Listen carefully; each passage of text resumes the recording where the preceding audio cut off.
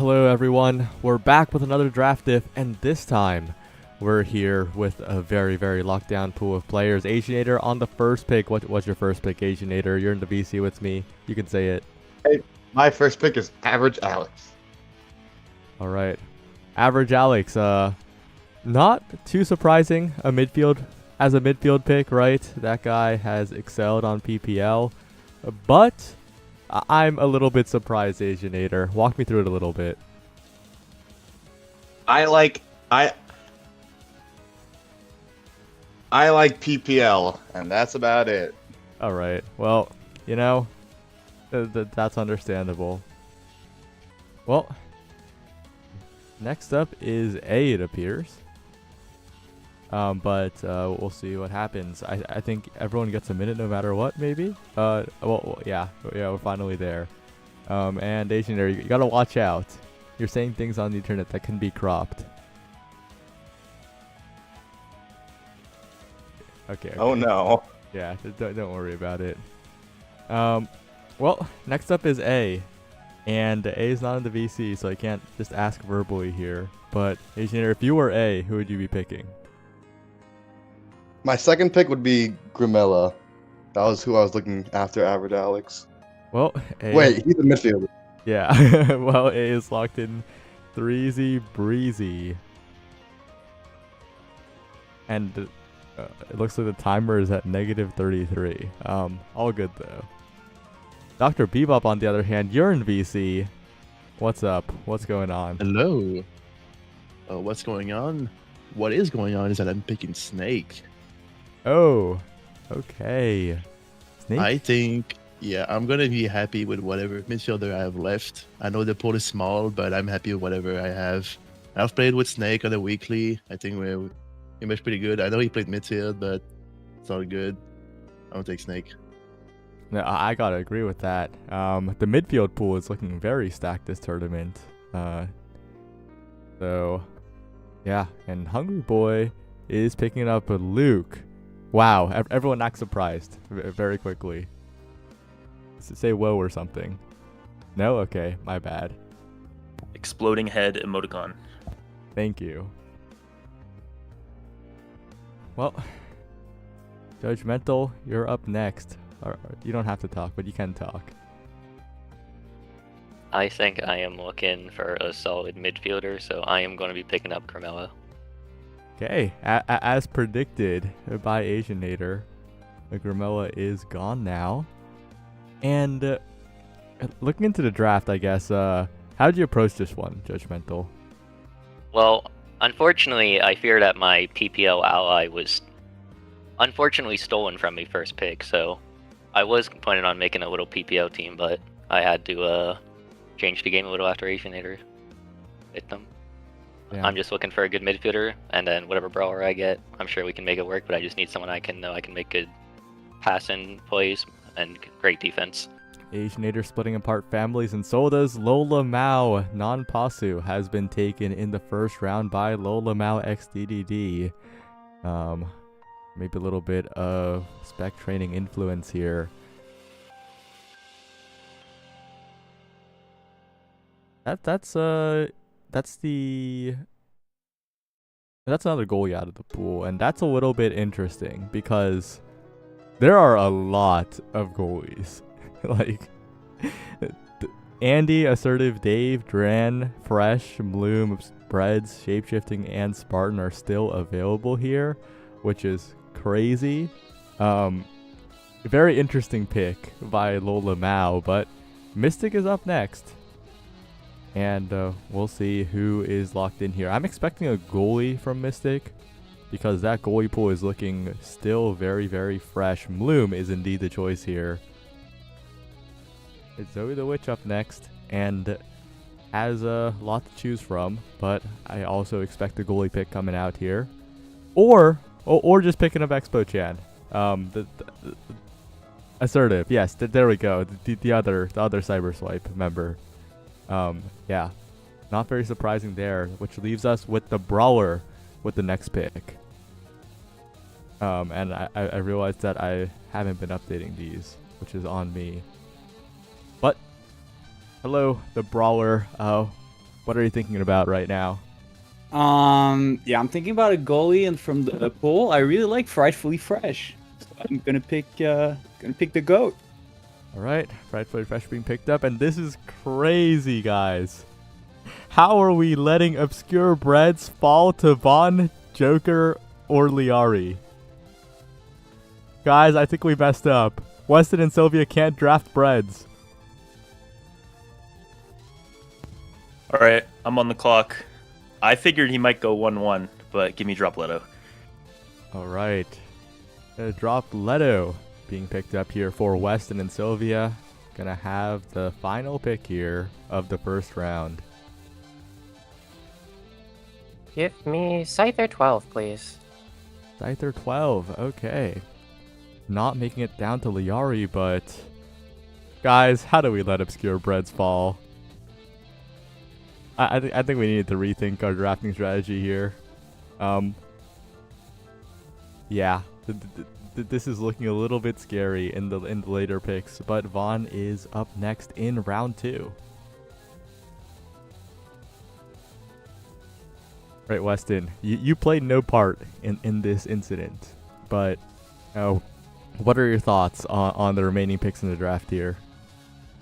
Yeah, I saw it as it was going down, and I was happy because it meant I was going to get like one of the brawlers in the top tier, which is good, but it means that maybe the best goalie in the pool, or close to it, has fallen to one of the many NASA midfield captains, which is a little scary.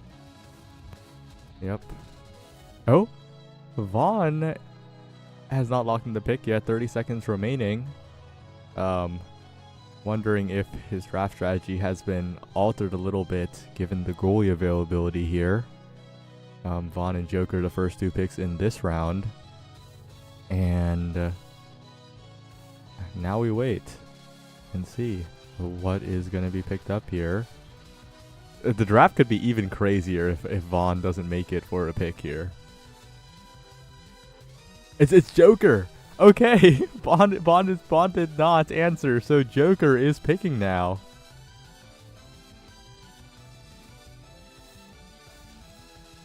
This is huge for Liari. Oh, okay, well, Bond is here and locks in shapeshifting late. And gets it done. It was huge for Liari for 2 seconds. Well, we will see if Joker is available. And Joker is here and picks up Breads, and, well, I think we all expected that at this point. And now the draft gets a lot harder for Liari. Hello, Liari. Hi. So I was expecting to get to pick Nyan here and have some fun. I guess at this point, I better just lock in a brawler. I think there's like 2 or 3 clear options.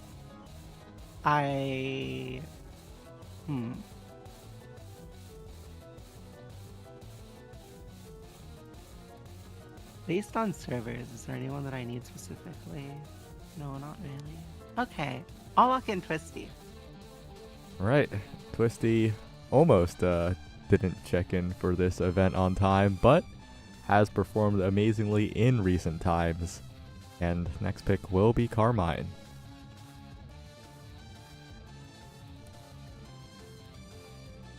Waiting on Carmine here, who is leading off these rounds of picks, which will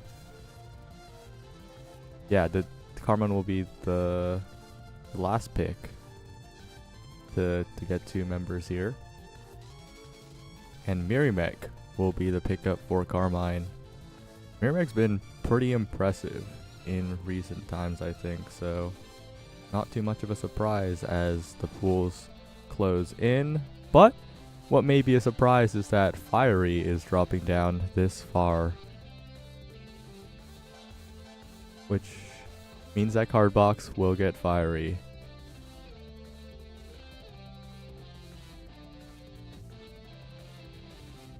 Alright, Sylvia, it's time to finish your team. Who are you looking at? I mean, I was thinking about it for a second. I'm like, I could pick up Color Craze. But you know what? Instead, give me Jay. Right. Bit of a familiar face here for you. Jay will be I finishing. need my crutch midfielder. Yeah, Scyther 12, Jay, and Sylvia on that team here. Definitely not looking bad at all. That's a team that can win games. And Weston, you're up next. Trying to see if my brawler has a preference, so I might milk the clock a little bit, but he's not responding. Oh, no, the brawler's typing in Twitch chat. Dropletto is saying Not deep. Ghost Streak. Oh, Yeah. Up to you, Okay. though. Well, let's go streak. All right. Let's go streak. Streak being picked up in the midfield role, not the brawler role. And that's going to be interesting. That rounds out that team of Dropletto, Streak, and Weston, another team that could definitely win some games. And Asianator, you're back up. First pick of the last round. Give me coin. Ooh, okay. Coin's been very, very impressive on pass. So I am very confident in that team's ability to get it done. Average Alex, Asianator, and Coin.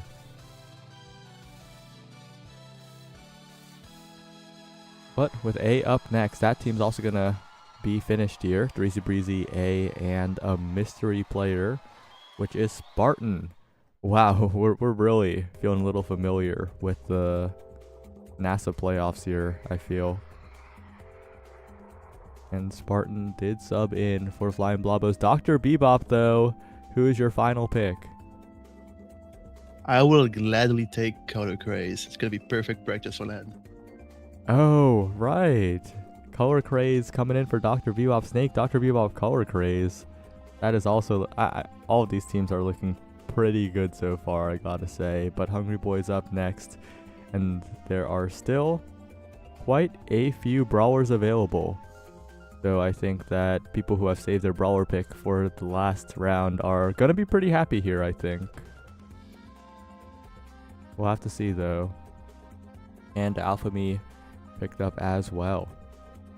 Judgmental, you're up next. You currently have Grimella on your team. Which brawler are you looking to win the tournament with?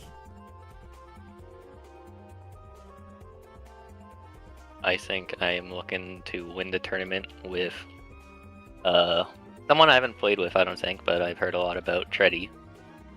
Okay, a bit of a throwback. The Omega Strikers boomer inventor of Adrenaline Rush Aimee has arrived onto Judgmental's team. And that's going to be a very interesting one to watch. While Lola Mao is next. Will Lola Mao do it again and terrorize the draft and pick up Expo Chan and do a double deny? Nope, it's Tempo Melon. Which is really leading to the theory that Lola Mao did not know that Liari was a captain. But Mystic is up next and also has a chance to deny Expo, or else Zoe will assemble the 3 Infinity Stones of Cyber Swipe, which is looking more and more likely right now.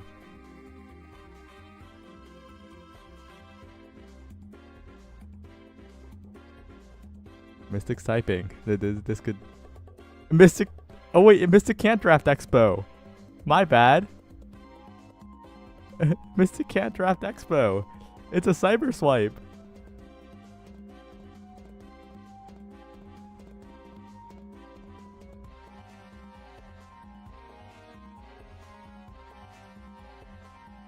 So the witch is just being asked, are you Cyber Swiping? And they are.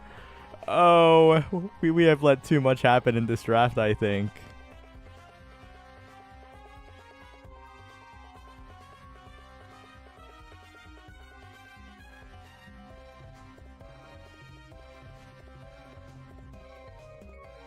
All right, the brawler. What are you going and what are your reactions to what has just happened? I mean, I don't have a choice, and it's fun though. I love Zaxmac, so I'll be taking Zaxmac, the last midfielder in the draft for sure. Zaxmac drafted last. That is very, very interesting. And that means our next pick is Cardbox. We'll be looking to round out a team of Cardbox and Fiery with a goalie.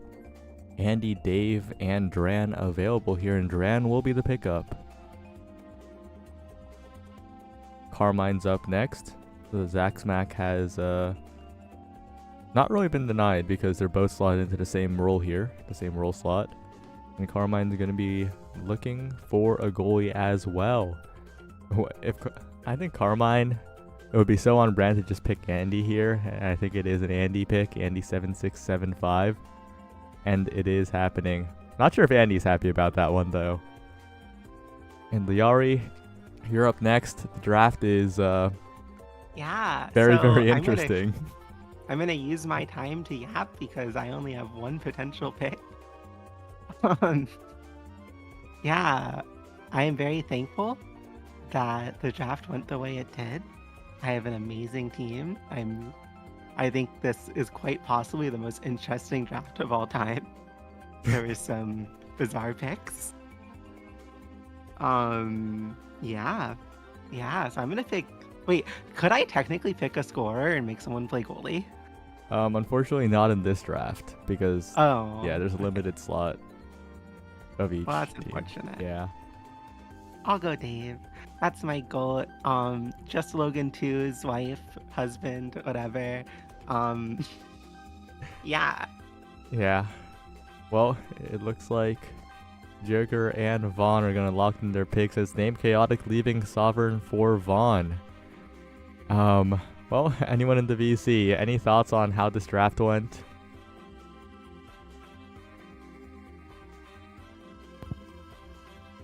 Lol him out will pay for his crimes. I don't think it was just Lil Lamau though. There were a lot of crimes committed in this draft. Cardbox did not give me PPL. I'm very sad. Yeah. No. This is a good draft. No error made. I think it's great. Well, we will see how it goes down in the tournament itself, which will be ready in around 35 minutes from now. We got through the draft in record pace, only 20 minutes really. So thank you all for being quick, and thank you Achi for setting it up, and we'll be right back with the bracket. So don't go anywhere. We'll see you soon.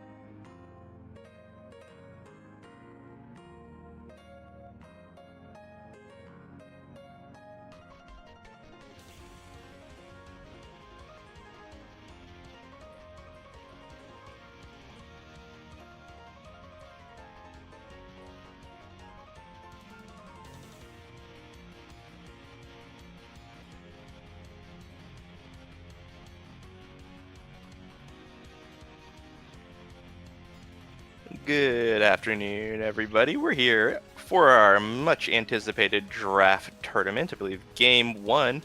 We have Nonpasu, Tempo Melon, and Lolamau XDD versus Dr. Bebop, Snake, and Color Craze. We've had our draft earlier, and now we'll see how each of the teams play out. So we're getting a game. Game 1 here, it's going to be, I believe, a specialized training Spark of Focus start. I'm interested to see if Color Craze is going to pull out the Vice. I think big Vice player in his heyday absolutely has a expanded character pool now, but that is his roots, so we'll see what they do. Yeah, I mean, it's going to be interesting anyways. If the Vice is being picked here and does come out together with the specialized training, it's going to be quite a menace to be dealing with, right? Because that ultimate is going to hit very hard. So we'll see. There doesn't seem to be a Vice picked as it is right now, though, so we'll have to wait for another day. Yeah, does seem like we've got a lot of healing on the side of Color Craze and Dr. Bebop right now. I don't see how it turns out. I mean, Estelle, a character I think very capable of KOing, very capable of putting on the damage, but I'm more interested in the scoring from this team. I think between the Mako, the Estelle, and the Rasmus, you know, tried and true combo, Dr. Bebop's gonna have a lot of pressure on him, and we'll see if he'll be able to hold it off. Yeah, hold it off, he will try to, but he's on an Atlas. He's going to do fine with it, right? If there's any goalie that can hold off well, it's going to be an Atlas, and as I say that, the primary goes a little bit south there, but open goal now in favor of Team Lolamau. Yeah, there we go. The power of Rasmus, Estelle, Mako into play. The Mako pulling down the drum and bass, giving Lolamau all the space he needs to send the core in 1-0 here. Yeah, I'm also curious here, because if we're looking at the Awakenings as well, everyone opts to go for Spark of Focus, with the exception of Lolamau. Lolamau going for the specialized training, so maybe looking for those funny Rasmus hooks at the edge of the map, trying to get a KO off of that. If he can find them, that'd be absolutely massive, but as of right now, it looks like he doesn't even need to find them, because they're just taking the barriers just like that.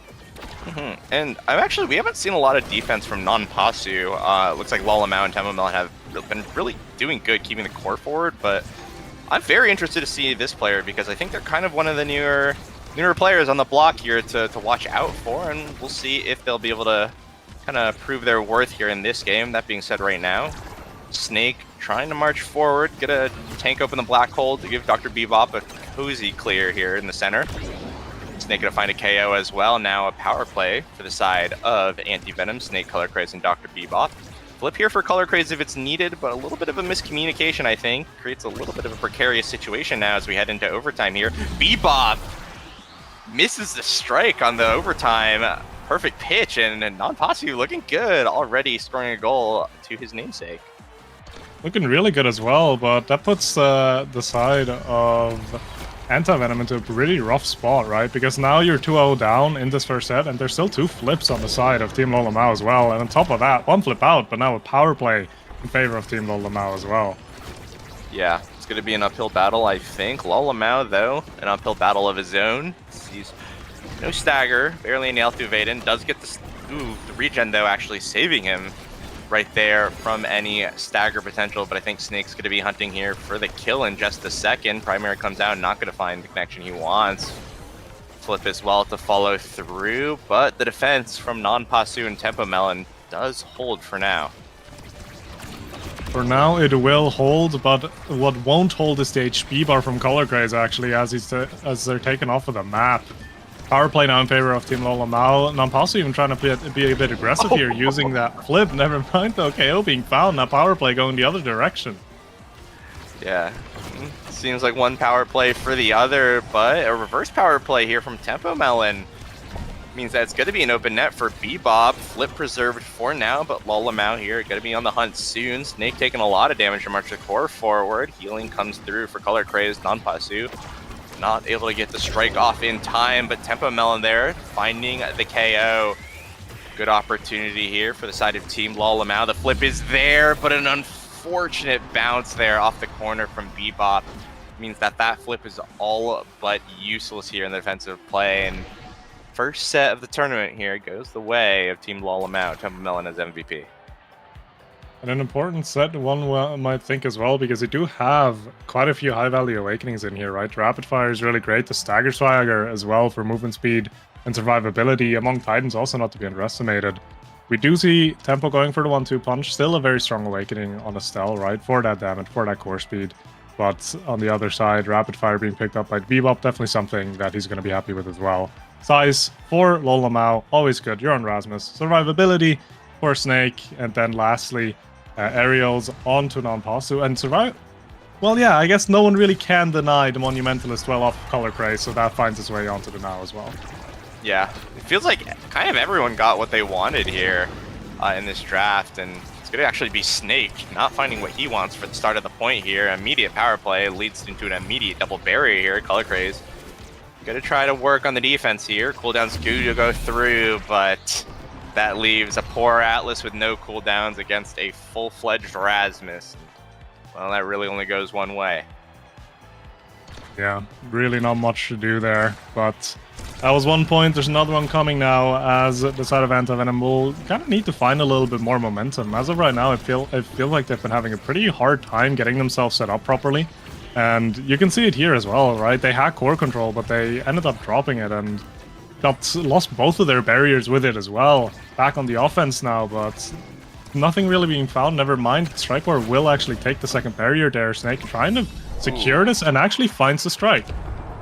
Yeah, good patience there from Snake. Basically stood there for like a full second waiting for Non-Pasu to finally react. Good play, recognizing as well that the core was going to be a slow roller in had Non-Pasu not reacted. So good checkmate coming out from the brawler here of Anti-Venom, but ooh, good save from Bebop. That would have otherwise been an immediate response here from Team Lolamau. Immediate response indeed, but doesn't seem like it fully translates. Another attack now coming out from Anti-Venom. Get one barrier, don't quite get the second one, even though they used the flip on Color Craze. Snake has a flip as well, but Tempo Melon just doesn't seem to care. Just walks up, takes barriers, flips it in. Really well played. Yeah, that Tempo Melon smelled blood in the water right there. Just went right for it. Recognized that she had the Mako drum and bass there as well to make sure that the tempo went her way. That's going to be a point basically stolen right now by Team Lolamau, who are looking to run away with this game. Absolutely, but Snake has something to say about it. Uses flip in front. That sad boy's angle will actually clear that core.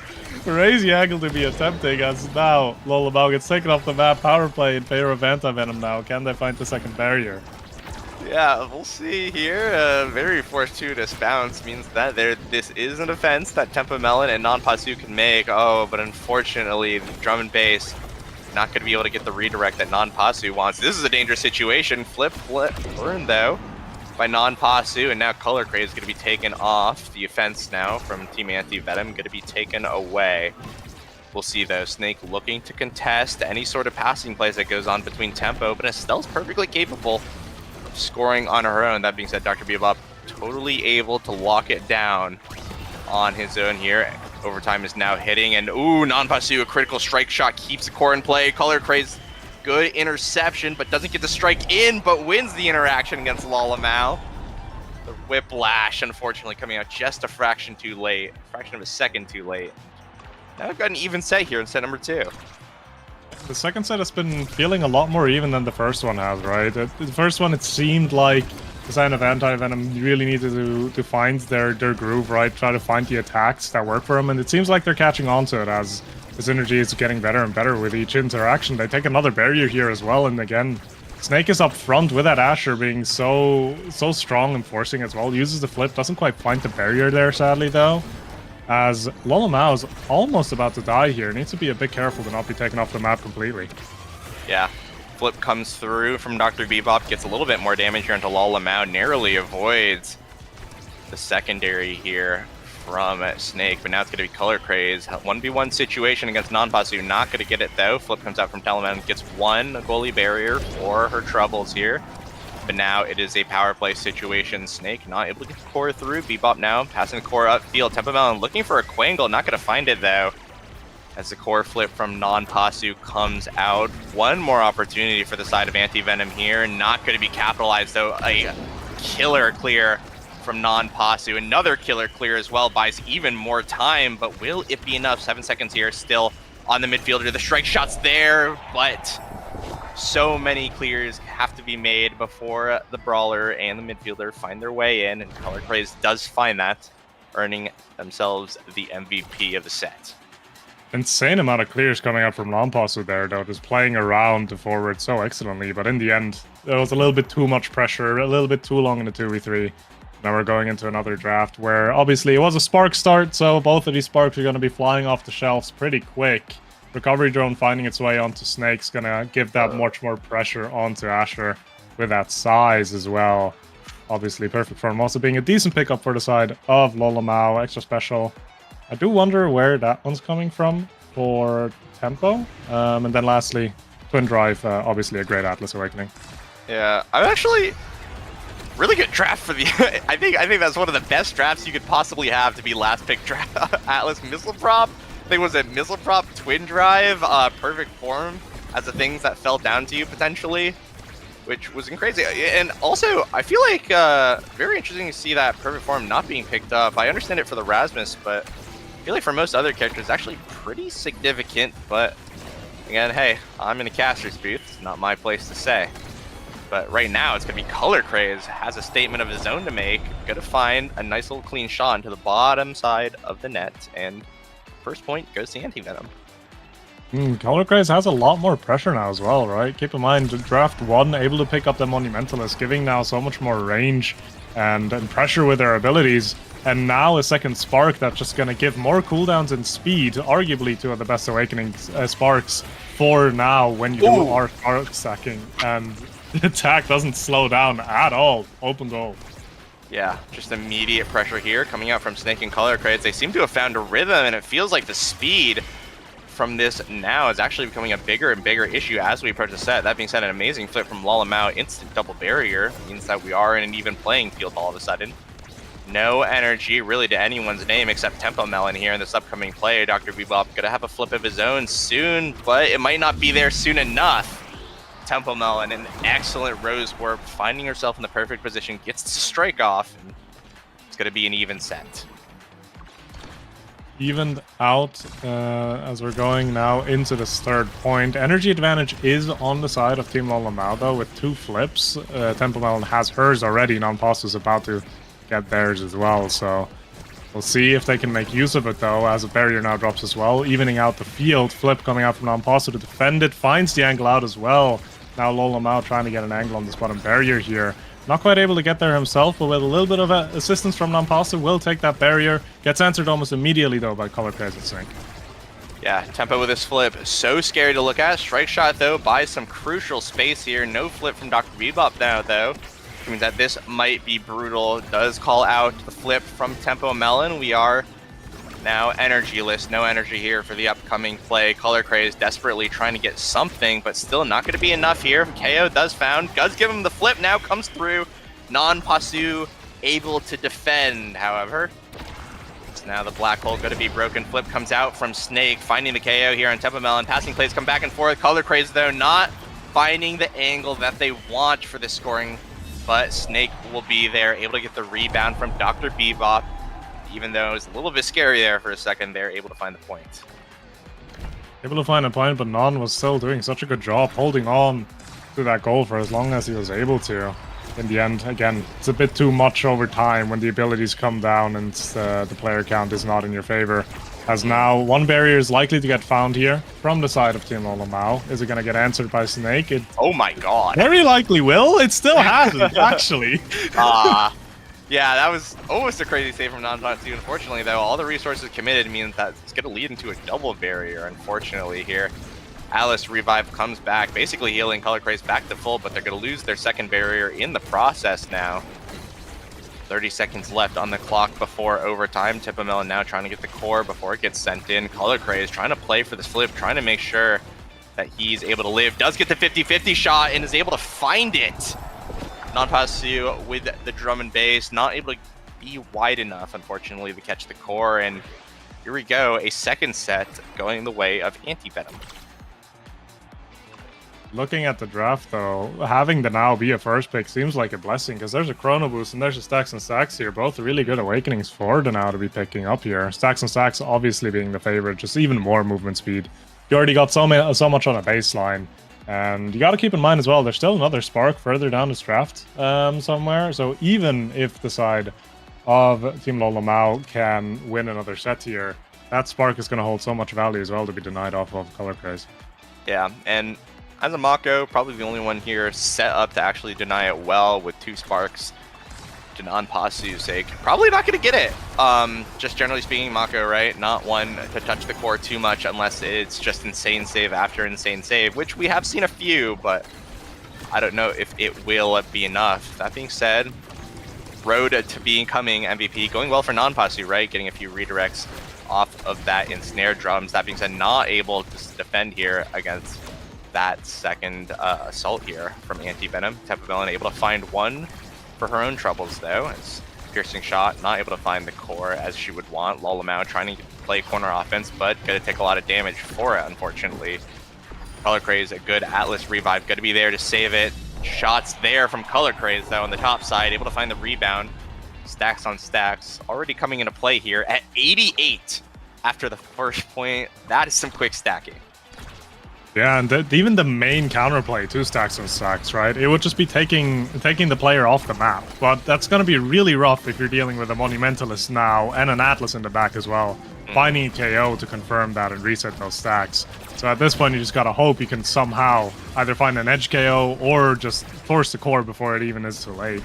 But as it stands right now, the control and the attacking side is most of the time is Anti-Venom. As another attack is being built from Team Lolamau, but they're not really finding that barrier at all.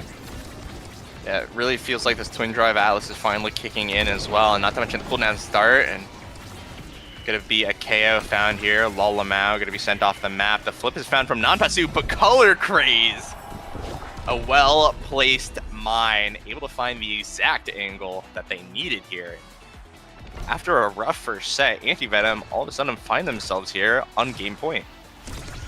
Yeah, and if they keep up the play that they've been showing the last 2 points, I would be pretty confident saying they're probably going to find another one here. So it's definitely on the side of Team Lolamau to find a different approach and try to get these barriers, because the first one always drops pretty easily. But if you're going up against an Atlas, it's going to be a bit more difficult to get the second one. Yeah, and that secondary is quite literally wider than the barrier here with that Timeless Creator, so it might lead to a Timeless defense as well. As right now, Lolamau again finds himself taking a 12-second breather here in the KO box. Color Craze, an unfortunate strike. Another boy's angle, unfortunately, goes the way of Team Lolamau. That being said, Flip going to be gone from Color Craze as well. Tempo forced to blow her Flip defensively. Bebop able to get back in time, but it's only going to be in time here for another offense coming out from Team Lolamau. Strikes come through. Flip finally going to be burned by Dr. Bebop. The Rose Warp not going to be there to catch the clear out. Color Craze trying to desperately win the strike war here. The Now Mine disappears at such an unfortunate moment as we get in overtime. But Snake able to find that rebound right there. Perfect place, perfect timing. Sends it into the bottom side of the net, and that's game. That was game, yeah. The game felt at the beginning just so much more different than how we closed it off here. Anti-Venom really finding themselves stirring it. And obviously, Color Craze having a really strong showing on this now as well, being such a menace in the midfield. Controlling the core so well and just being so difficult to really play around. So Dr. Bebop didn't even have that much pressure on him at the end of that game. Yeah. Really felt like that. Non-Pasu, some amazing plays as well. We saw some very valiant defenses, but unfortunately just wasn't enough. It really felt like the Stagger Swagger went over to the way of the Asher, the Stacks went over to the way of the Now, and it really felt like midfield control for Tempo Melon all of a sudden became way harder than it was on the first set, and that snowballed into a victory in its own right. But hey, that is just game number 1 of the tournament. This is a BO1 double elimination, so lose 1 game and you've only got 1 more in you.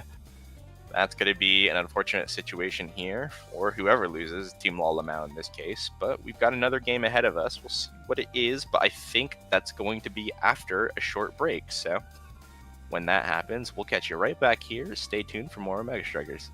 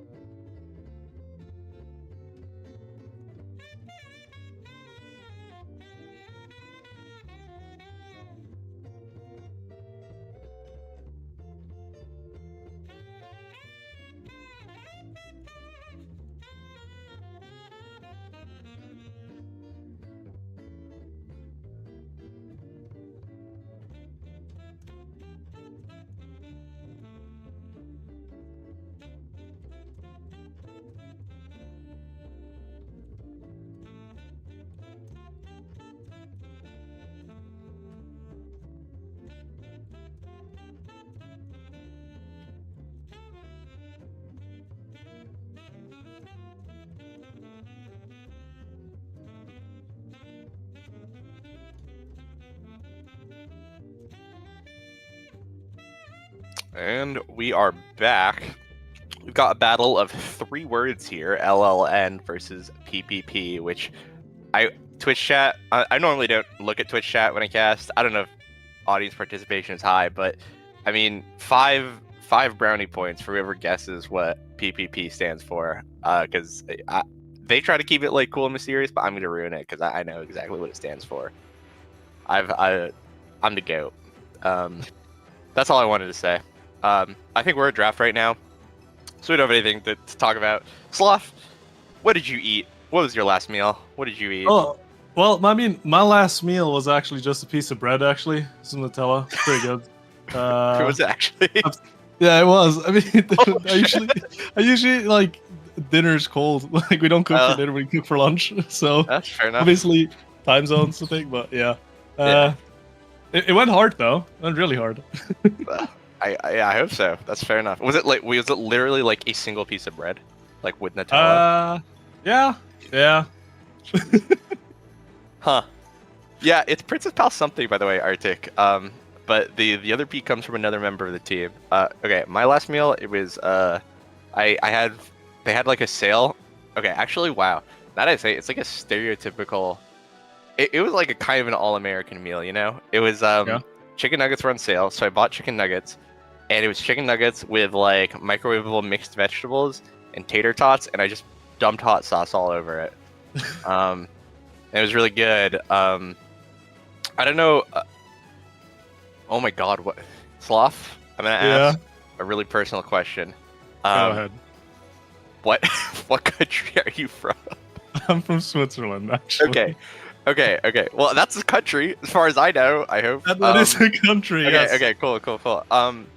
But I don't know what like hot sauces are like in Switzerland. I don't know what they're like in Europe in general because I'm like an ignorant American. But I don't know if you guys have like chalupa or like Louisiana or Tabasco. I don't know if any of those words mean anything to you. They mean something, but they mainly just mean something due to internet presence on my end. We probably have it in stores. I'm just not a big hot sauce type of guy, so I'm not really going out to grab them. You know. That's fair. Yeah, yeah. Okay. Well, that's fair enough. Okay, I bought enough time. We're in game. We've gone past it. I mean, Saya, you're so fake. Saya, I mean, okay, whatever.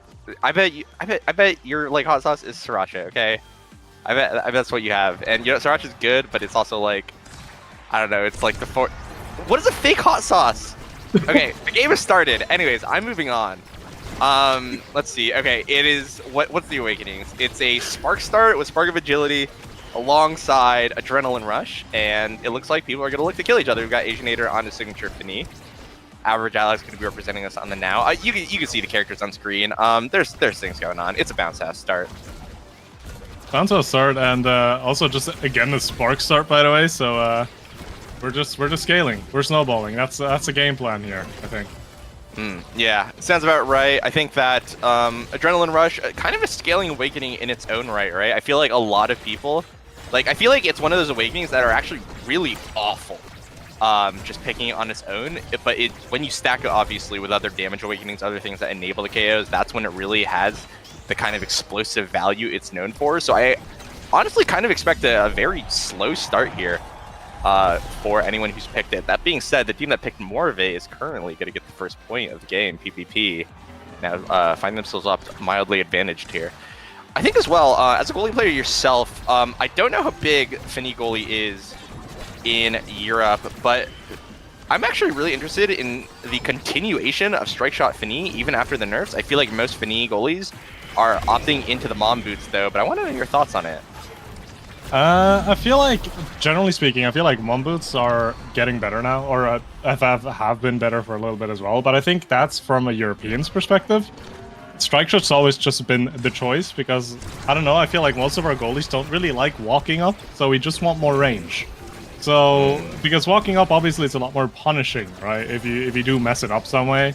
So, the top level goalies obviously can still play with it, but a majority of them just opts to gain more range because it's just easier to execute, less chances to mess something up.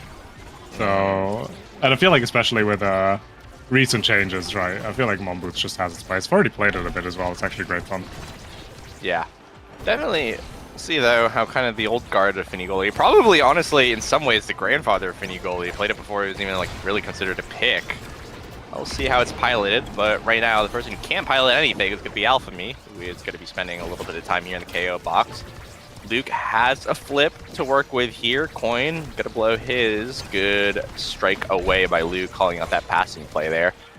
Average Alex now gonna take a good bit of damage. Gonna heal it back up though without too much of a hassle.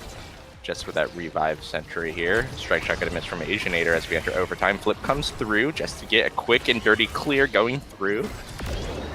But now we've finally got some adrenaline rushes procced here, and yeah, that's going to be a goal there. Coin and Average Alex find themselves getting that pass from Asianator, and there's not much you can really do to defend in that situation. Oh yeah, you have two people running at you with Mach 7 speed, right? The adrenaline rush coming out of Coin, and obviously Alex on that now is just going to be very fast as a baseline. And I do actually want to touch on something you said a little bit before with the adrenaline rush. Being more of an enabler. Largely, I would agree. I do feel like, though, Coin is on that one pick that's the exception of that, right? Juliet just can get that value as a baseline already because Juliet's not looking to KO over time, right, with sustained damage or anything. She's looking to just take you off the map clean.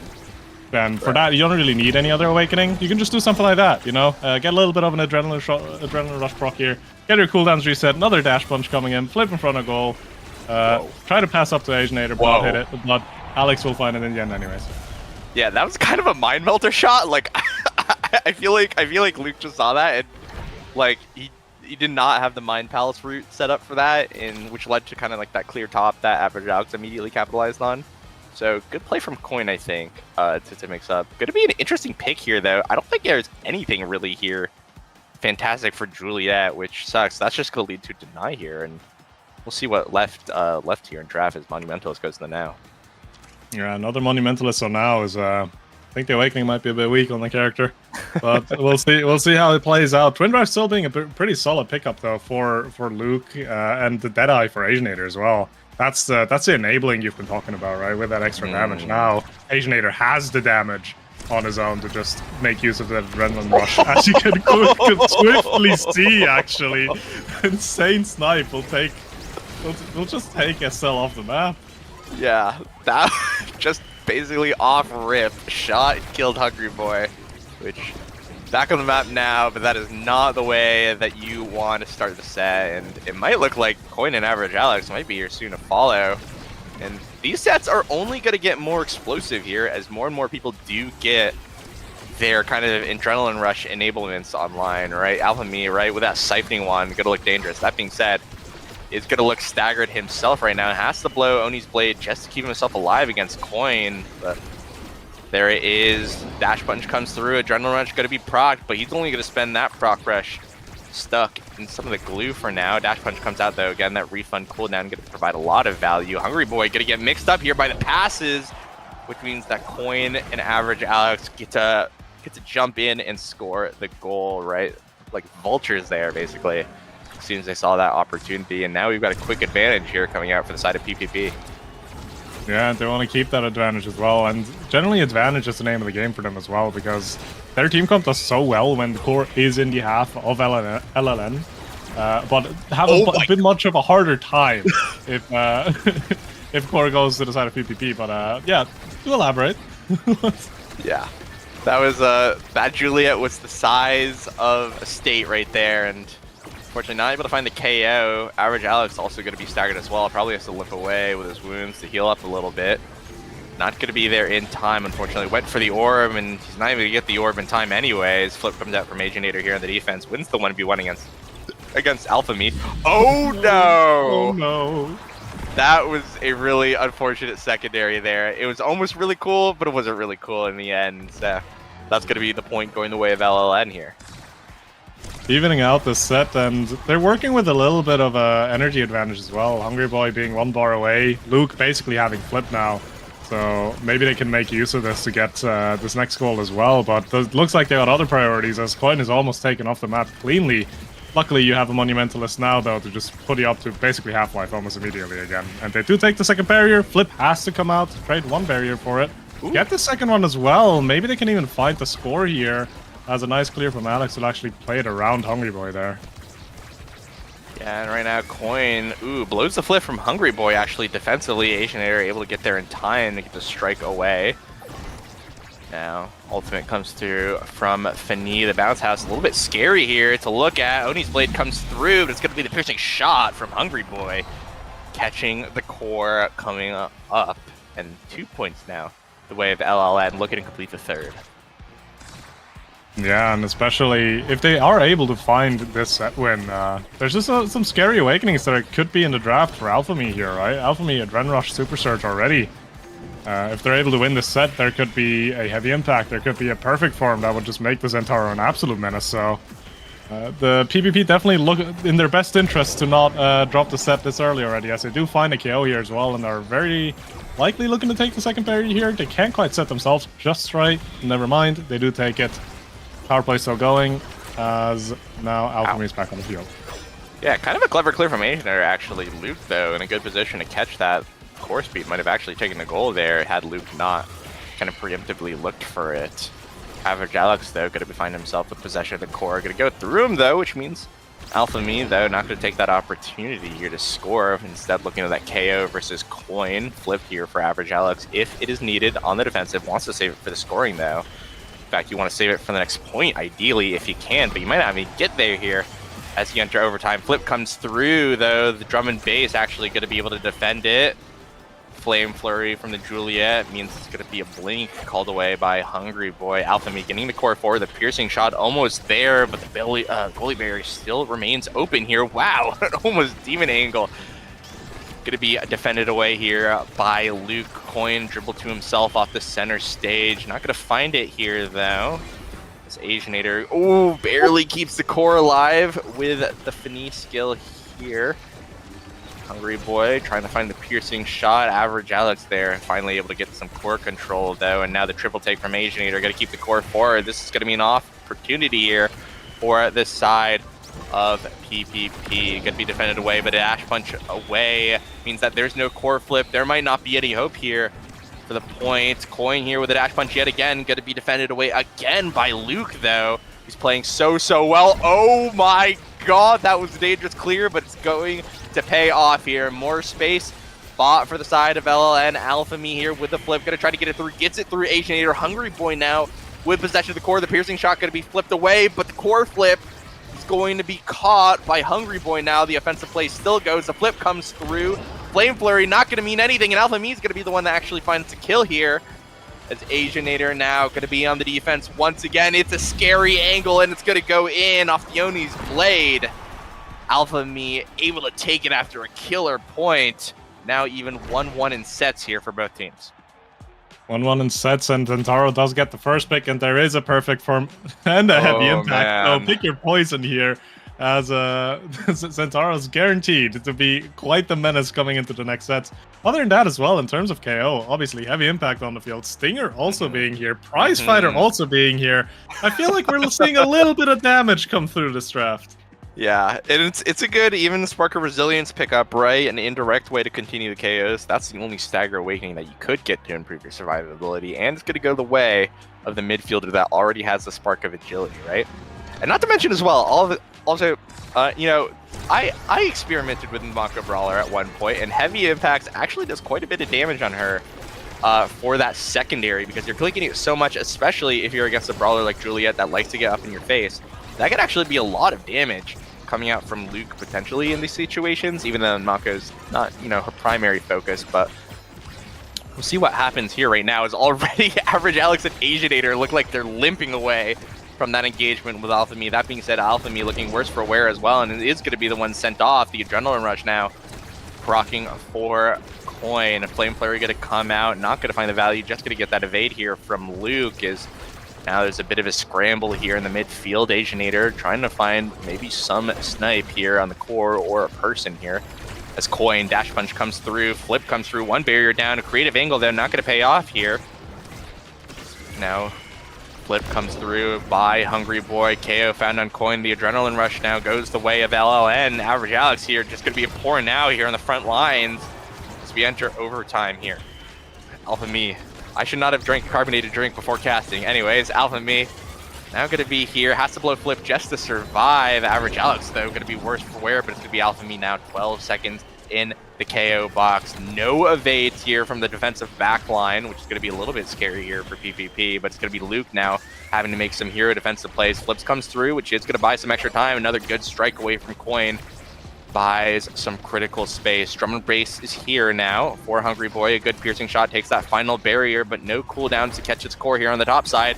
Luke almost sniping Coin away, but barely gonna hold on here for now. The Super Surge, though, comes through, catches a pass through to Alex, and that core is a little bit too fast to catch again. 0.1 goes the way of LLN. Yeah, as it stands right now, I feel like PvP is just really playing off of those KOs. They want to find one and then get their attack going, because in a clean 3v3, they have a bit of a difficult time executing properly, right? So they do try to look for it, and you saw in the last point, when they have the advantage, they have a really strong attack. Luke's just been even better on the Mako so far. And the moment it's back to a 3v3, they actually find themselves down barriers, down goals, and you can see it now. A power play even for LLN, actually, as the flip comes out from Coin, means that Aginator has his work cut out for him, as they do take the second barrier. 1v3, no goal just yet, and Alpha Me is also taken off the map at 2v2 now. Yeah, people flying off the map left and right. This is a scary situation, though. The piercing shot does go away, which means that now Coin and Average Alex have an opportunity. Yeah, Dash Punch comes through, gets that final goalie barrier here, but Alpha Me now gets that clear top side. Big finish comes through. A KO found with a Super Surge of Alpha Me against Average Alex. Now a power play yet again, but Coin! Good read on the pass towards Hungry Boy. Pops the center stage, nabs the goal right out, right? Victory from the jaws. Defeat found here for PvP, and they even up the set. Yeah, and even being aware of a play like that already is massive, right? So we do go onto the bouncy house now, though. Flip comes out from the side of Hungry Boy, doesn't find the barrier in the end, but Alpha Me is close to Flip as well. Tries to get some more damage out. The Centauro, again, perfect from Super Surge. It's just gonna be no cooldowns and a lot of damage. So we'll see how well that's gonna translate. Actually, Alpha Me almost being taken out themselves, so now Luke is on the defensive end, has a flip to answer the Coin, but isn't quite using it yet. Alpha Me might want to use a flip soon, though, because I'm not sure how long they are for this world. Uses the flip, gets the goal, open net now. Can they find it? They can't, actually. But the ultimate comes out. It still gets hold on to, but in the end, the primary is enough to force it through both Coin and Aginator here. Yeah, so many cooldowns here from the Centaurus, so hard to defend against. Just a lot of hit stun to deal with generally, and on top of that, Estelle as well. And that makes any sort of bounce house defense precarious for just the kind of the definee here on the defense. So well played to the side of LLN for bringing out the pressure that's needed here to put the heat on Aginator. But right now it's going to be returned in kind here.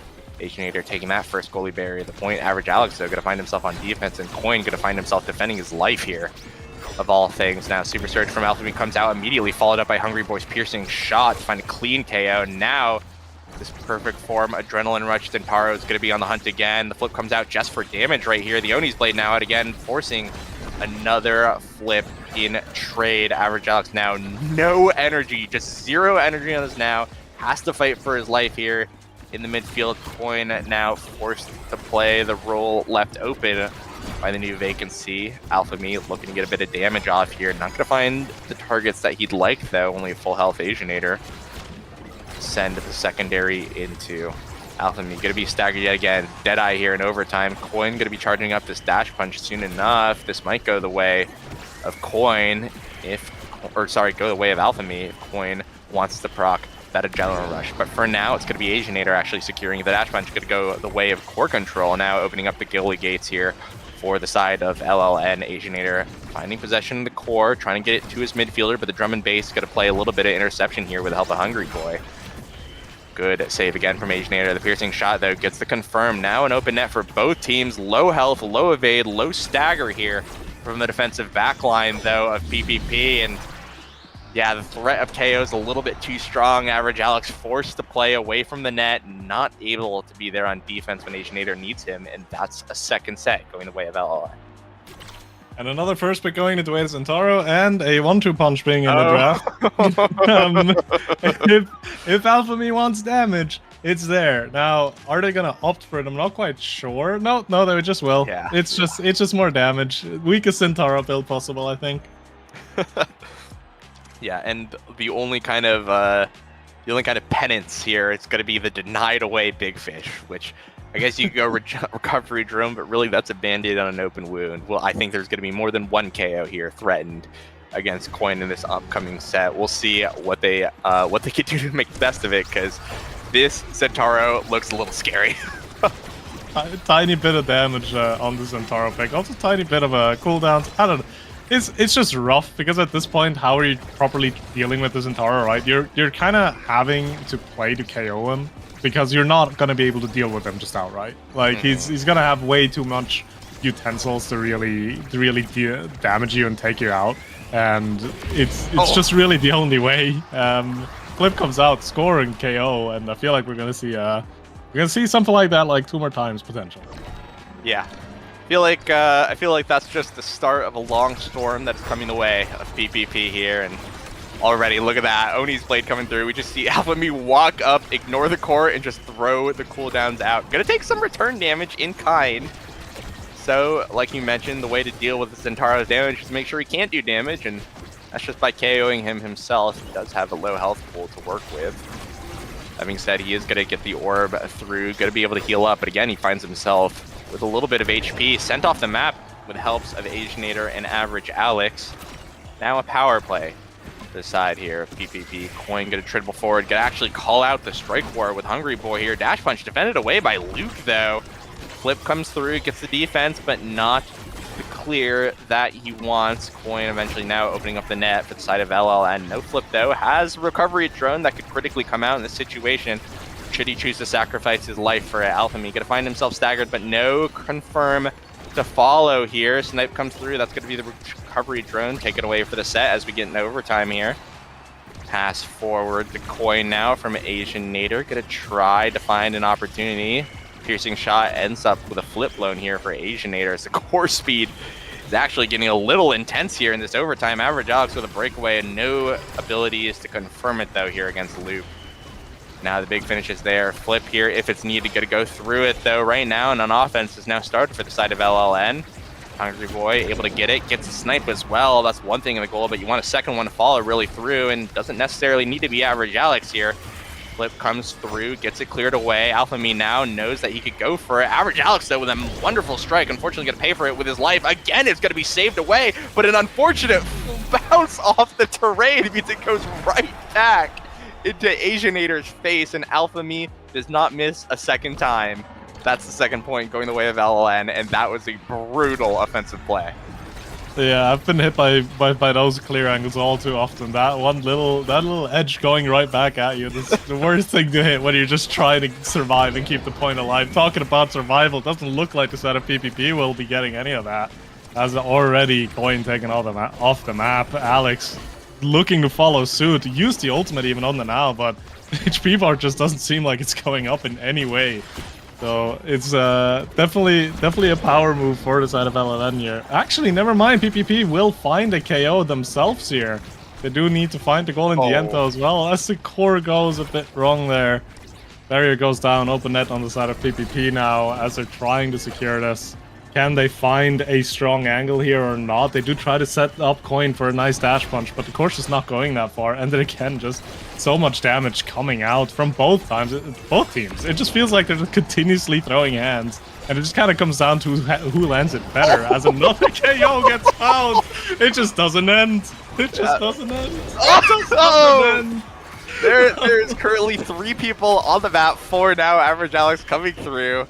5 now as the chaos comes to a little bit of an interlude, but we've just got so much damage flying around. The glue absolutely not helping with those troubles right now. A crazy angle actually coming through. I believe that was an own barrier there by Luke, but that just means that both teams are on an even playing field here. AlphaMe gonna be stuck with glue for a little bit. Has a Deadeye card coming his way, but it's gonna be able to survive it, and now that means that this is potentially a big threat. Flame Flurry comes through. No! Hungry Boy, though, gets a 2v1 score as AlphaMe gets fridged off screen, and that's going to be LLN actually after kind of a chaotic few rounds of KOs, finding kind of a nice calm goal to end it off on. They take the game. Yeah, complete contrast to the rest of the game so far, and I feel like we're going to see that in the stats as well, as 16 KOs on the side of LLN and 15 KOs from the side of PPP. So we're over 30 KOs this game, and I don't think that's much of a surprise to anyone. 57,000 damage on Alpha Me as well. Zentaro looking a bit weak with those awakenings for sure. 57k, I believe, in a 22-minute game, an average of 2,000 stagger per minute here, and again, that includes all the drafts and kickoff times as well.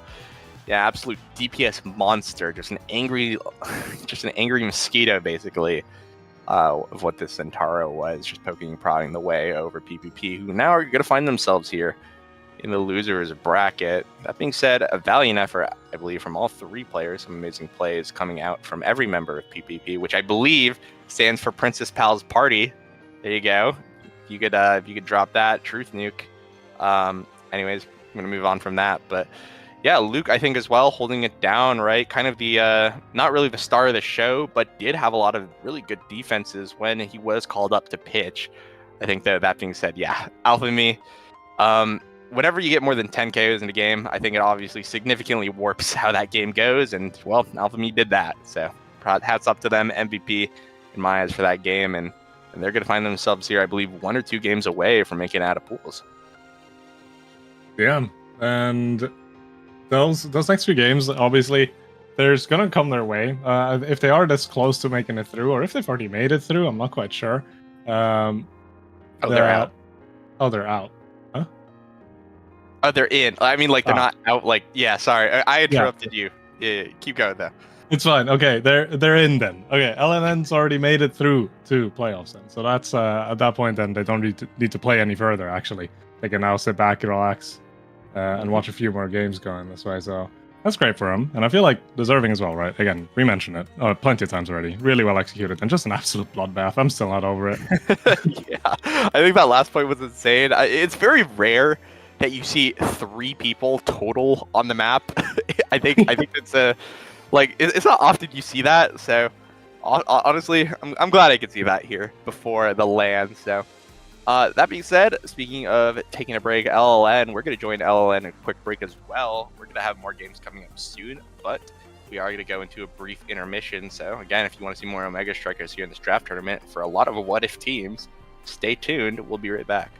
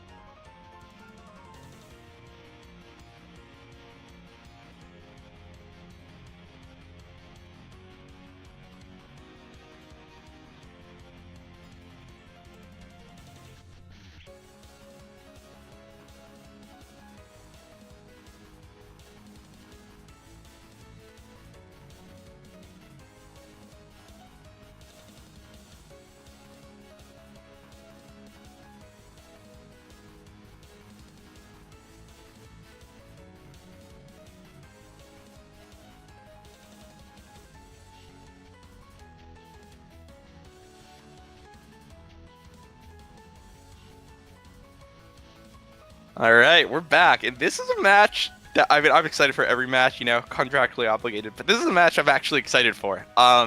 Sov Boys versus Cyberswipe, and as of right now, Sov Boys have come through. They've beaten the super team of Bread's Joker over on Side Hustle with Chaotic Bacon as well. That is a team that I think everyone was scared of coming into this bracket, and apparently, according to some of the lore, that is a team they beat in under 10 minutes.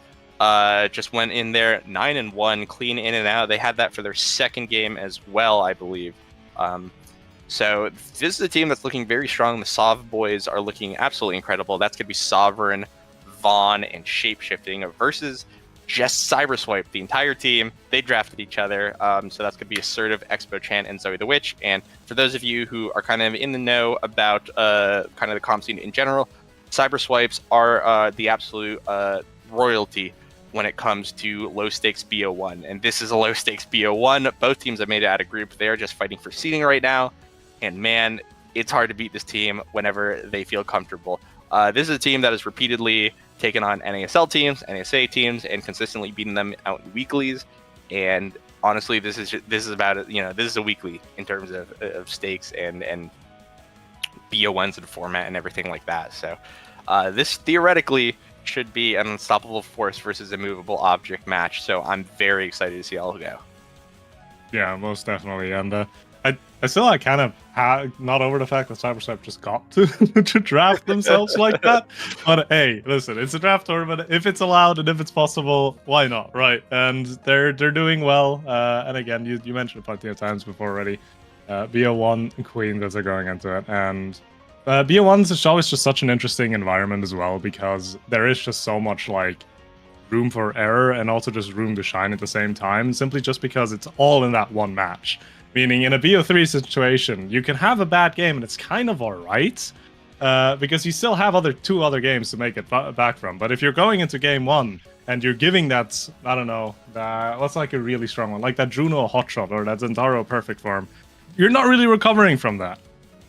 Yeah, exactly. And it's sort of that chaotic, really. I mean, draft becomes even more important because the RNG really can affect the whole entire series here. So we'll see how both teams play off of it, though. That being said, obviously, Vaughn, the veteran, the kind of veteran of the scene, one of the best drafters, I think, in competitive history as well. So definitely someone that can take the reins in terms of a draft advantage coming into this game. So we'll see, though. I'm excited. I think we're about to see a very explosive game. I really don't want to see, and I know that potentially it might be it, but sometimes Shapeshifting gets put on melee goalie duty and he clocks in, but I really hope we don't see that. That being said, I think Assertive, I have seen her before when she piloted the Strike Shot Aimi that was made specifically, I think, to counter a Mako goalie, because with Strike Shot, you have that bonus range on the glitch pop to just interrupt the drum and bass at any point. So I think that's really interesting. We'll see if that actually happens. But yeah, I'm very excited. We'll see. Apparently, we've kind of heard word on the street is that Sovereign is playing like a beast today. So we might see a very, very exciting game for us. Yeah, most definitely. And I mean, we're on Night Market. And if I'm not seeing this wrongly, we have a Cast to Last and a Stinger start. So this could be quite something, because I feel like those are two very polarizing awakenings, right? With Cast to Last, you just go speed, you just go core control. You have also other picks like a Rune that just takes you out of a game with his ultimate for what feels like half a minute. Yeah. And on the other hand, you have Stinger, where it's just like, hey, I don't care if I'm a KO character. Now I'm a KO character because I'm just applying a dot to you over and over again that you're just gonna have to deal with. So we'll see where the priorities will lie. I feel like Night Market would probably favor a bit more of control, but that does not go to say that it can't be KO still. Yeah, agreed. We'll see what drafts come out. Expo Chan's Rune, I think, used to be kind of this secret hidden weapon, but now I think it is basically her staple pick, even though she's kind of widely known as the Aimi player, or one of the Aimi one tricks out in the queues. That being said, Rune absolutely crazy force on the field, like you mentioned as well. The Awakening is kind of warping that additionally, right? That Cast to Last, going to be able to banish someone for about 13 years, and we'll see if That'll come out here. We do see an Estelle X locked in, which, for those who have been really around for a very long time, we know the power of Stinger Estelle X from back in beta when that was a composition. It is just an absurd amount of damage that could come out here, and I think we've got. I sound like a broken record. We've just got a fun game. I think we came off of a very high KO game, and I think we're gonna have another very high KO game here. Not to mention the cast last Dubu forward. Just, why not? Yeah, I mean, really, if the goalie doesn't have a clear angle, because they're gonna have to face down a Tofu Fortress and 2 Rune Pillars, realistically, you're gonna be scoring. So we'll see how that's gonna pan out. Obviously, the Stinger coming out for the entirety of the soft boys here. Castle Last being picked up by Expo-chan and Zoe, which makes sense. Both the Dubu and the Rune just being so good at just disabling someone, right? The Dubu roll and the Rune ultimate will just take out one of the soft boys almost immediately when it's coming out for, again, what seems like an hour almost. So we'll see how well that's going to go. But as of right now, the KO seems to be working out pretty well. Yeah, an amazing goal as well from Sovereign. Actually calls out Assertive, who tried to predict that shot into the top side of the net. So found that gap in the armor right there and immediately taken advantage of. And not to mention, right, in set 1, we already see the team with the X getting kills already, and that's a little bit worrisome to see, I think, if you are side of Cyberswipe here. Yeah, most definitely, and it doesn't seem to be slowing down at all as Expo-chan and Zoe are down to being staggered again. 1 KO going out. Second one, I feel like, bound to follow suit. As the attack still continues to be built. Zoe doing a really good job actually defending that corridor, but gets taken out in the end anyways, and Assertive secondary sadly not there in time as the core goes in. Yeah, didn't get that whiplash off in time. A quick 2 points, just a minute of gameplay here, and already on set point here for the side of Soft Boys.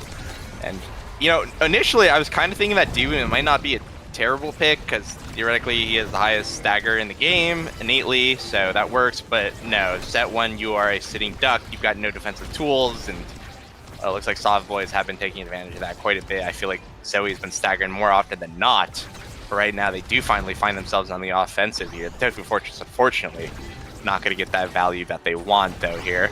As a Rune Pillar comes through, shapeshifting, tries to defend, gets slammed by the Summer Assault here. And that's going to be a good point here for Cyberswipe. Some much needed momentum going their way. Yeah, and with the biggest HP pool though for Zoe on this Dubu comes also the biggest hitbox. So the damage will find its way pretty easily on top of the Dubu. But again, it doesn't really matter, because if you're just walking up like that with Dubu, you're just being a mobile wall. You take 2 barriers just like that, and then somehow you're also getting to the brink of taking out Sovereign actually. There are avenues to pursue this here, so we'll see if they can get the KO going in the end. No, ultimate comes up from Bond, keeps Sovereign alive, and now damage being dumped into Zoe. Expo-chan trying to get the core up, maybe to set up for a neat little Tofu Fortress push, but no, doesn't find itself there just yet, as Zoe's almost taken off the map, will probably fall to the flip here. And now there's a power play in favor of the soft boys. Expo-chan has a flip as well, doesn't quite use it yet though. As the core is taken a little bit more slowly, trying to control it for Zoe to come back. Flip comes out from Expo-chan as well now. But now both Sovereign and Expo-chan down to being staggered. Is one of them going to die? Not quite yet. Yeah, Sov right now trying to just play for this flip from shapeshifting. Gonna try to catch the core. Zoe the Rich trying to get a trick shot, and not gonna find it. And Expo-chan gets taken off the map on the top side. Flip here from Sovereign, not gonna be able to use it though, despite a valiant effort holding it for so long. Means that now we're in a power play here. Slightly advantaged here. Oh, the banish comes through for Expo-chan, potentially trying to get the score, but gonna win a critical strike core here in order to get the clear going. Zoe the Witch now though, potentially an opportunity. Big hitbox, big stagger pool, means that she's very good in these situations, and there it is. Strike War 1 against Shapeshifting, no cooldowns to his name. 2-2 now for Cyberswipe, and kind of clawing their way back here after a shaky start. Yeah, it seems like they're not dying as much as they were before, which obviously helps their team comp a lot more, right? Because they enjoy an extended amount of battle. As the Tofu Fortress finds a KO, the Boo coming through with the value. Now 2 flips actually for the side of Cyberswipe here. surely they can take the goal here as they get one barrier flip coming out, second barrier, and the goal coming right through as Expo Chan secures the first set in favor of Cyberswipe. Yeah, absolute clawed their way back. The boo, like you mentioned, comes through here. We'll see what picks. That stacks on stacks looking juicy, just not for the Dubu. You might have it denied. It's actually going to be heavy impact coming out. Holy crap. Sloth, walk me through this. Walk me through what do you think is going to happen now. I have no idea. It's just like the least like expected Dubu pickup of all time. Like I do believe both what are all the impacts on Dubu? It's not a question I ever have to ask myself. It's secondary. It's just a a secondary. All right, so hey, those rolls are going for.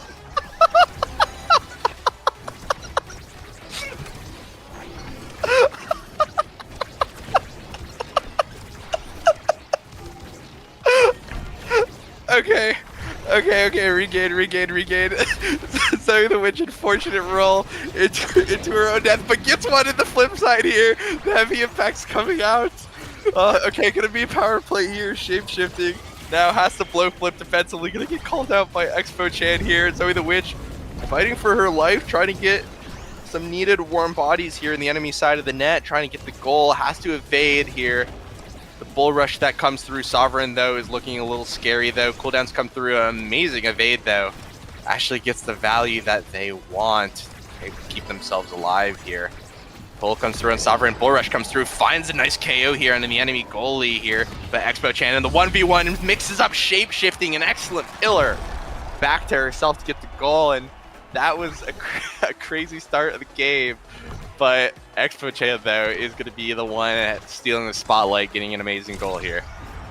Yeah, and it was a long point as well, right? It doesn't feel like we just got 1-0 in the second set here, but we are currently looking at that, right? And the attack doesn't slow down, actually, as Zoe is able to confirm the second barrier there as well. Shapeshifting having a bit of trouble defending against a Dubu Rune. Again, very annoying characters to defend against, but a huge KO from Sovereign, actually. Will be able to create a power play for the soft boys here.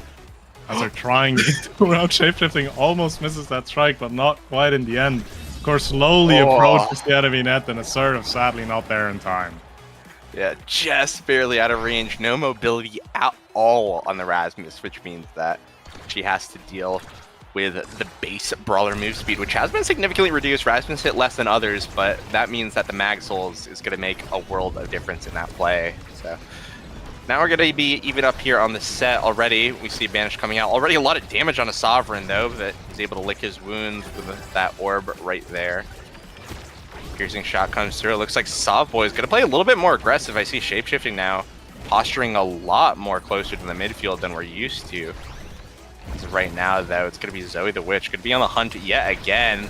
The Boo is looking for his next feast. Not able to find it, though, here. As now is Zoe the Witch going to be potentially the one here, going to be knocked out and just killed, I guess, hunted. This flip comes through for Shapeshifting, not able to find it. Sovereign, the X-Maximus comes through, not able to actually find the KO. Flip also doesn't secure it, not the angle that you want, but Vaughn here at a potential 1v2 situation does get the goalie barrier with the flip. The Bull Rush comes through, barely evaded away by Assertive. Now Shapeshifting, no Banish or anything here to come out just quite yet. Low HP bars for basically everyone here on the offensive plays. Good strike from Expo Chan now opens up the net. These pillars are going to be very scary in just a second against the Estelle. The Banish comes through, not only hits the enemy brawler though. A Sovereign just desperately trying to get a hold of this core, but it's really not coming to him as much as he'd like. His core speed on overtime is looking a bit crazy here. The Bull Rush comes through, finally a KO. Something's found, an amazing angle though. Almost catches Assertive off guard, but the Strike War win from Sovereign ends the point right then and there. Sov Boys now finding their way back, finding their footing here in this game. Finding their footing, and they need to find one more goal as well to confirm their first set win of this game specifically. This game being very unlike the games that I've played previously, right? The two rounds that they played before this, they were a pretty dominant force going into it, not really dropping any sets at all, actually. And here we are And this one already does their down 1 damage.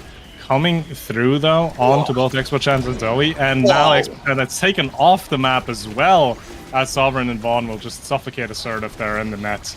Assertive still holding on to it. 1v3 now, somehow not in yet, and actually finds the clear as well. Now Expo-chan back on the field, can maybe use that banish as well to be a bit more annoying to be dealing with, as the Spikecore wins will be found, but it's still going, no, Vaughn is there! He will secure the first set for Sav Boys in this game. Yeah, that was crazy defense as well. A really unfortunate clear angle coming out from Expo, which meant that that might have been doom for the defense of Cyberswipe. Nonetheless, very valiant. And going into this, I see an undeniable rune already hovering that Monumentalist, but Might of the Colossus on Sov is going to be no joke either here as well. Yeah, and even then, I do think that Vaughn is going to be decently happy to pick up something like a Twin Drive, mayhaps. Yeah, just getting more of those mines, getting more of that movement speed, more of that core control in favor of the Soft Boys is going to do a lot of work for him. Missile Prop has to be denied off of the Dubu forward, which kind of makes sense to me, because those Tofu Fortresses have already been such a menace in and of itself. If you give Zoe that much range as well, it's going to be a bit difficult to actually deal with it. And now KO being found pretty swiftly here. Soft Boys back on the power play, and they're not giving them an inch to work with, as all 3 of them are all the way up front. The core does sneak its way through, but in the end, we'll still find the goal. Yeah, just insane aggression actually coming out from Sov Boys, like you mentioned. Like, they don't even care if they give up a barrier in the process as long as all 3 of their members are in the enemy net for that goal. I mean, hey, you got the point, they did it, and that's what actually ends the game. So a good game plan here coming out from Sov Boys for just reckless aggression, which I like to see that. That's very enjoyable to watch so far. That being said, Cyberswipe here gonna find some aggression themselves. Ooh. Wow, what a crazy clear actually, but the triple banish is actually gonna be there. The pillar also gonna block any sort of bottom clear that would have been possible, and now we've got 2 flips from the side of Sov Boys. Comes through, 1 comes through from Sov. He might pay for that with his life though if there's any damage left. Blink comes through from shape-shifting, but doesn't get the clear that he wants, and Expo-chan is there to clean it up and even up the set. Even up the set they did, but they do hold a flip on Vaughn, and shape-shifting also really close to 1 as well. So we'll see if Vaughn can maybe make use of this flip pretty nicely, get that pressure going. The primary from now actually being able to take that bottom barrier, but immediately gets traded back as shape-shifting drops 1 as well. Now Zoe and Expo trying to get the push going here. A nice banish from Expo-chan will take out Vaughn for a minute there, but not quite enough to do much more than that. As the flip comes out now, finally Expo-chan in the 1v1 shape, but HP is going low. No evades on Expo-chan left, so 3 pickings for Sovereign as the power play now commences for the Soft Boys. Flip here coming through for Zoe the Witch soon. Not able to get it though for this play. Pull comes through from Assertive. Almost uses that core speed to get the second barrier, but it's not going to be found in Zoe here. Gotta have to defend her flip potentially, as she wants to get this aggressive play going. The banish going to be taken away. The flip, unfortunately, not going to go the way that Zoe wants, which means that she's also going to be slim pickings, easy pickings for the side of Sov Boys. Sovereign now looking very mighty intimidating with this flip as we get in overtime, but Expo-chan finds a way. Oh my god! A genius clear from Shapeshifting, followed by a genius clear from Assertive as well. Excellent pole positioning there to make sure that the hook grabs any shot to the top side of the corner. Now we find ourselves in midfield in overtime. The core speed from this room is going to get a little bit scary now. Vanish comes through. The strike shot almost snipes it away from Assertive right into her own net, but it's not going to go that way. Sov desperately trying to find 1 clean shot against the goal, but it's just going to be denied against him again and again and again. All the cooldowns are there, but oh no. The pendulum swing is not where you want it from Assertive. And shape-shifting is going to be credited for the goal. Yeah, and unfortunately for Assertive as well, the flip went right after it as well, so a lot lost there for the side of Cyberswipe. But Soft Boys are now 1 goal away from getting their second set, but a beautiful clear one, might say, from Shapeshifting to take double barriers. Unfortunately, it's his own, as they are now on the defense again. Vaughn is able to retrieve the corner midfield there. Again, a lot of HP dropping on the side of Cyberswipe here.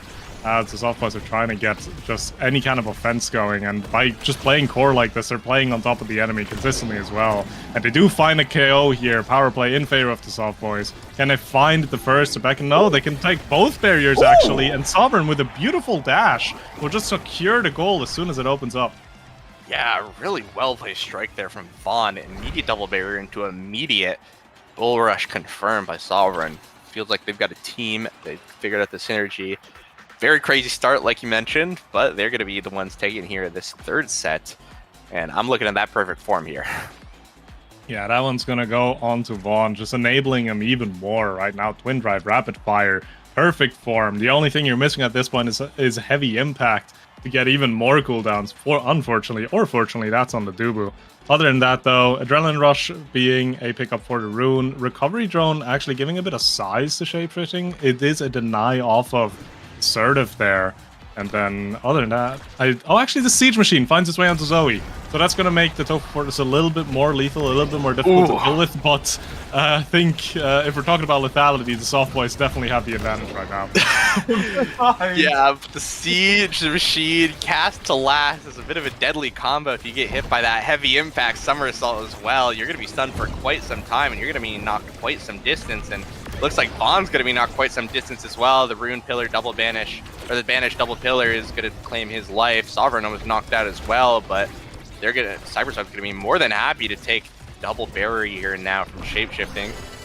Sovereign going to get healed up, going to be able to limp away from the previous engagement. Now it's a 3v3 again. Expo Chan, though, looking very scary with these cooldowns. Rune Pillar not going to find positioning that she wants, though. Now Sovereign able to get one clean strike in. Oh, but almost taken out. The Tofu Fortress actually saves Expo Chan's life there, as Sovereign would have gotten the KO there with the X Maximus. Now in overtime here, the final barrier goes down. The Rune Pillar sending it forward at Mach 10, but it's going to be caught out here by the side of Sov Boys. Sovereign, good strike forward. Oh, this is a scary place to be. But the slow roller does not have the angle that it needs. Assertive actually running forward, has the Among Us, but that's an aggression that's going to cost Cyberswipe dearly. That's going to be a core going right past the defensive core of Cyberswipe, and now 2 points away from Sov Boys making themselves the king of pool number 1. Yeah, and the longer the point goes on as well, do keep in mind Sovereign has those stacks and stacks, so that's going to pick up speed even more the longer it goes, so definitely something to look out for. As 2 flips come out, but Zoe with a beautiful evade actually will just completely dodge that and stay on the map, as now the attack for Cyberswipe comes out. Another barrier drop there, as we're now 1 for 1 each. Sort of has a flip if she has to use it here. Isn't quite pressured to do so just yet, though, as the core actually does find its way through. Clean strikes. I do think that should be a KO in one. No, barely not. No Adrenaline Rush for Expo-Chan just yet, as the core still bounces back and forth in the half of Soft Boys. Can they hold on to the barrier? They can, and now Assertive is now under pressure. Sovereign in a 1v1 with her almost directly. Assertive probably would have to use a flip if it comes down to it here. Nope, gets the angle, gets it cleanly as well. The Tofu Fortress almost finding a KO, but not quite finding the result they were looking for. Yes, the flip comes up with Sovereign, but a beautiful pillar from Expo-Chan actually holds onto it. Assertive again gets it clear out here. Now Cyberswipe in the has the momentum, has the pressure going on. Barrier drops thanks to the pillar as the flip goes wide. But again, now Zoe in a 1v3. Can the Dubu get it through? No, not quite. As Expo-Chan uses the pillar with a demon angle, shoots it right past Vaughn and Shape. Beautiful goal. Wow. Insane play from all members of Cyberswipe there. Excellent defense, excellent offense. The mix-up as well. With I barely even saw. I was expecting, yeah, the strike speed coming out, but immediately went into the pillar. You couldn't even tell the difference, and that speed mix-up actually caught him. Demon angle here from Expo-Chan, as you said, and now we see some of that unstoppable force and movable object that we're seeing right now. It feels like could be anyone's game, as all of a sudden things are feeling very, very scary if you are the side of Soft Boys. Very scary indeed, as both barriers are now down on both sides. Assertive, though, in a 1v1, the space is almost perfectly there, though. The not get KO'd by Sovereign and clears the core as well. Expo-Chan still being staggered, so she does have to be a bit wary around the edges. As Sovereign again walks up, tries to secure this goal, but Assertive just being so smart with these strikes. So smart with using these pendulum swings here as well, as Zoe's back to being staggered. A beautiful hook will actually deny that KO just flat out as Expo-chan tries to use that Rune Banish to calm down the play a little bit assertive. Again, holding it down in the end. Vaughn just continuously gets the core up front, and this time Sovereign will actually find the angle to secure the second goal of the set, and now Softboy is 1 goal away from taking this game. Yeah, but these are situations where Cyberswipe have won from before, especially again in these types of tournaments here. It definitely feels like they have the momentum to do it. We'll see if they can keep their nerves calm enough though. Expo blinking away just to keep their stagger healthy enough. Pull comes through to deny Sovereign any sort of forward momentum now. Bull Rush comes through, Banish also going to whiff. As Zoe the Witch now trying to find her way around this with no stagger. Gonna be sent off the map though. Gonna find one here though from Expo-chan. In a reverse power play situation, 2v1 potentially here coming through as well, but good patience from shapeshifting means that the final goalie barrier stays alive. Now Sovereign Flip comes through, trying to break through this defense, but Zoe the Witch is there. Strike War after Strike War. This Dubu is big and hard to deal with now. Again, the aggression comes through. The barrier is going to be there as that added insurance. The Banish once again going to whiff, which means that now it's going to be a defensive play for Cyberswipe. Once again, though, the missed strike from Sov going to be immediately capitalized here. Going to lead into a burn flip from shapeshifting. Expo-chan almost taken off the map, but she's going to stay alive for now in a 1v1 situation. A missed timing on the pendulum swing from Assertive, though, means that it's going to be an open net for Cyberswipe. And Zoe the Witch has to make a miracle play offensively if they want to stay in. This is looking more and more scary. The strike is here, the pillar there, but it's going to be saved by Assertive with some amazing strike timings. Oh my god, they managed to save that. The drone looked killer, but the play still keeps going. Now Zoe the Witch, potentially with the core, going to be staggered away though. Going to be knocked back before she could do anything with it. Sovereign now in a 1v1. Can she win? She does survive with some help here from Expo-chan. The X-Maximus is here. The pillar going to deny it, but now it's looking claustrophobic. Another save comes through from Assertive, but that one is a bit too much. Too close to the edge. Too many resources for the X. And it looked really good for Cyberswipe, but the Sov boys have pulled through. They're going to be the #1 teams heading out of the bracket here, and they have given us a fantastic game to go off of coming into their playoff games. Yeah, most definitely. In the end, it was just a bit too much for the side of Cyberswipe to be dealing with, because there was just a lot of sustained damage continuously. Again, that Stinger start, it just really like, it doesn't feel as big in the moment, but over time, there's so much damage that just stacks up.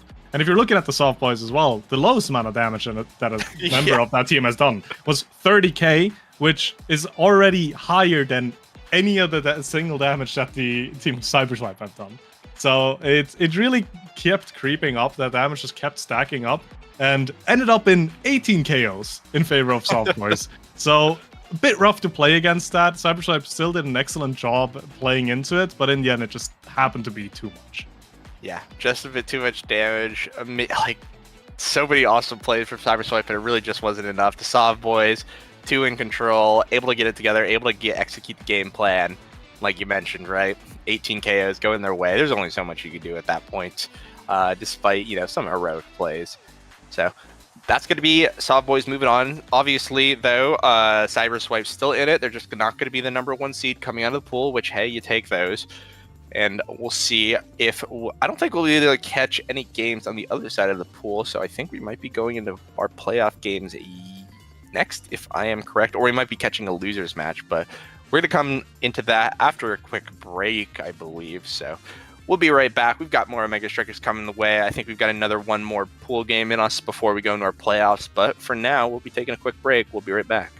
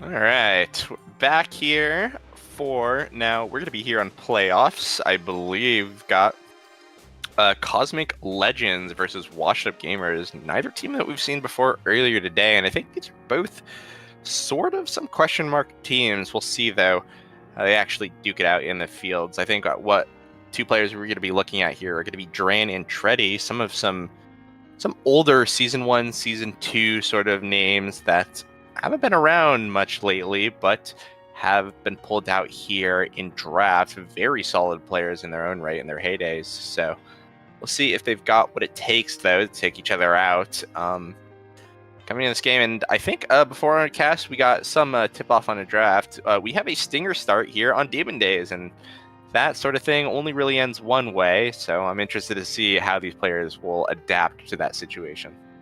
Yeah, gonna be interesting for certain, but I do feel like going into this game, right, Cosmic Legends were the team that came out as a first seed, I believe, out of Pool 2. So definitely already expecting some kind of good play coming out from them, but they need to still keep it up if we want to go past Wash Gamers here. Looking at the draft right now, although it looks very like Stinger heavy, right? And now the Zentaro got taken out. The Amy and the Vice have been picked up, and now an Asher as well. Asher and Demon Dice. That's gonna be quite fun wherever it lands. Yeah, and interesting here, the Atlas Kazan picked up feels like the side of Cosmic Legends feeling confident with Fiery on Kazan, so they want to continue. Obviously, though, Kazan recently got a huge buff to his power in the latest patch, so he actually can be a kill threat again. Not quite to the days of old, but absolutely something, and is going to need that Atlas to support them there, because, I mean, a Kazan without any sort of healing on a Stinger start on Demon Dies is, that's potentially very scary. That being said, it really does look like the side of Washed Gamers does have a very standard game plan for the Stinger start. I mean, Estelle, Asher, Vice, I mean, there's one thing that team does, and it's KOs and confirmations of KOs. Yeah, and also just forces, right? Like it forces the core while also finding those KOs. So it's not a trade-off that a team comp would have to look for. They don't have to say we're gonna start KOing and lose control. The Estelle, the Vice, and the Asher, most of their abilities that are gonna hit the enemies also have a good chance at influencing the core as is. So definitely a very clean kind of game plan there. On the other hand, I feel like it's a bit more control heavy for the side of Cosmic Legends, but doesn't have to be. I feel like as well, Atlas on Demon Dice actually a bit of a sleeper strong pick, I feel like. Or maybe not sleeper, maybe it's known. But you can play offensively with the Atlas because the barrier's being so close as well. And defending against an Atlas is not really the easiest thing to do. Obviously, it still requires a certain expertise on the pick, though, to really make it work. Yeah. And we actually saw something similar when Atlas was in the midfield on Tycho, back when we saw the Sad Boys pull out like Atlas Dubu. I think it's going to be something kind of similar here, and it's really good at dealing with a lot of the kind of finicky stuff that could happen around those sound barriers as well. Like you mentioned, the goalie barrier is so close together that the Atlas secondary can have so much of an impact.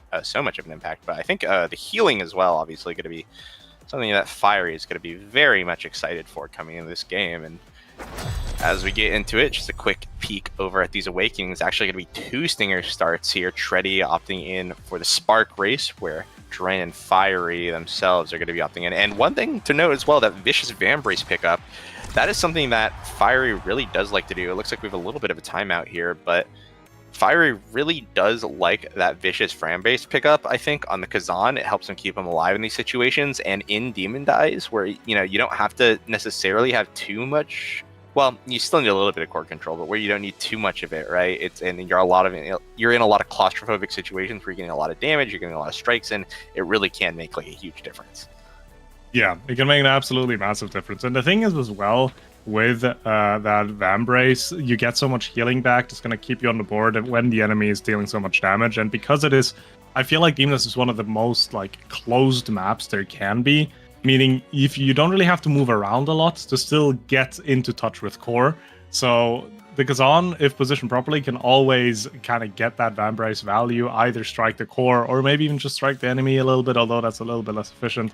So definitely a great tool to stay on the map for longer, but I would be surprised if it's enough to stay through a Stinger Vice and a Stinger Estelle, because that is quite a bit of damage coming your way. Agreed. And that's not going to be available until level 2 as well. So, see as well.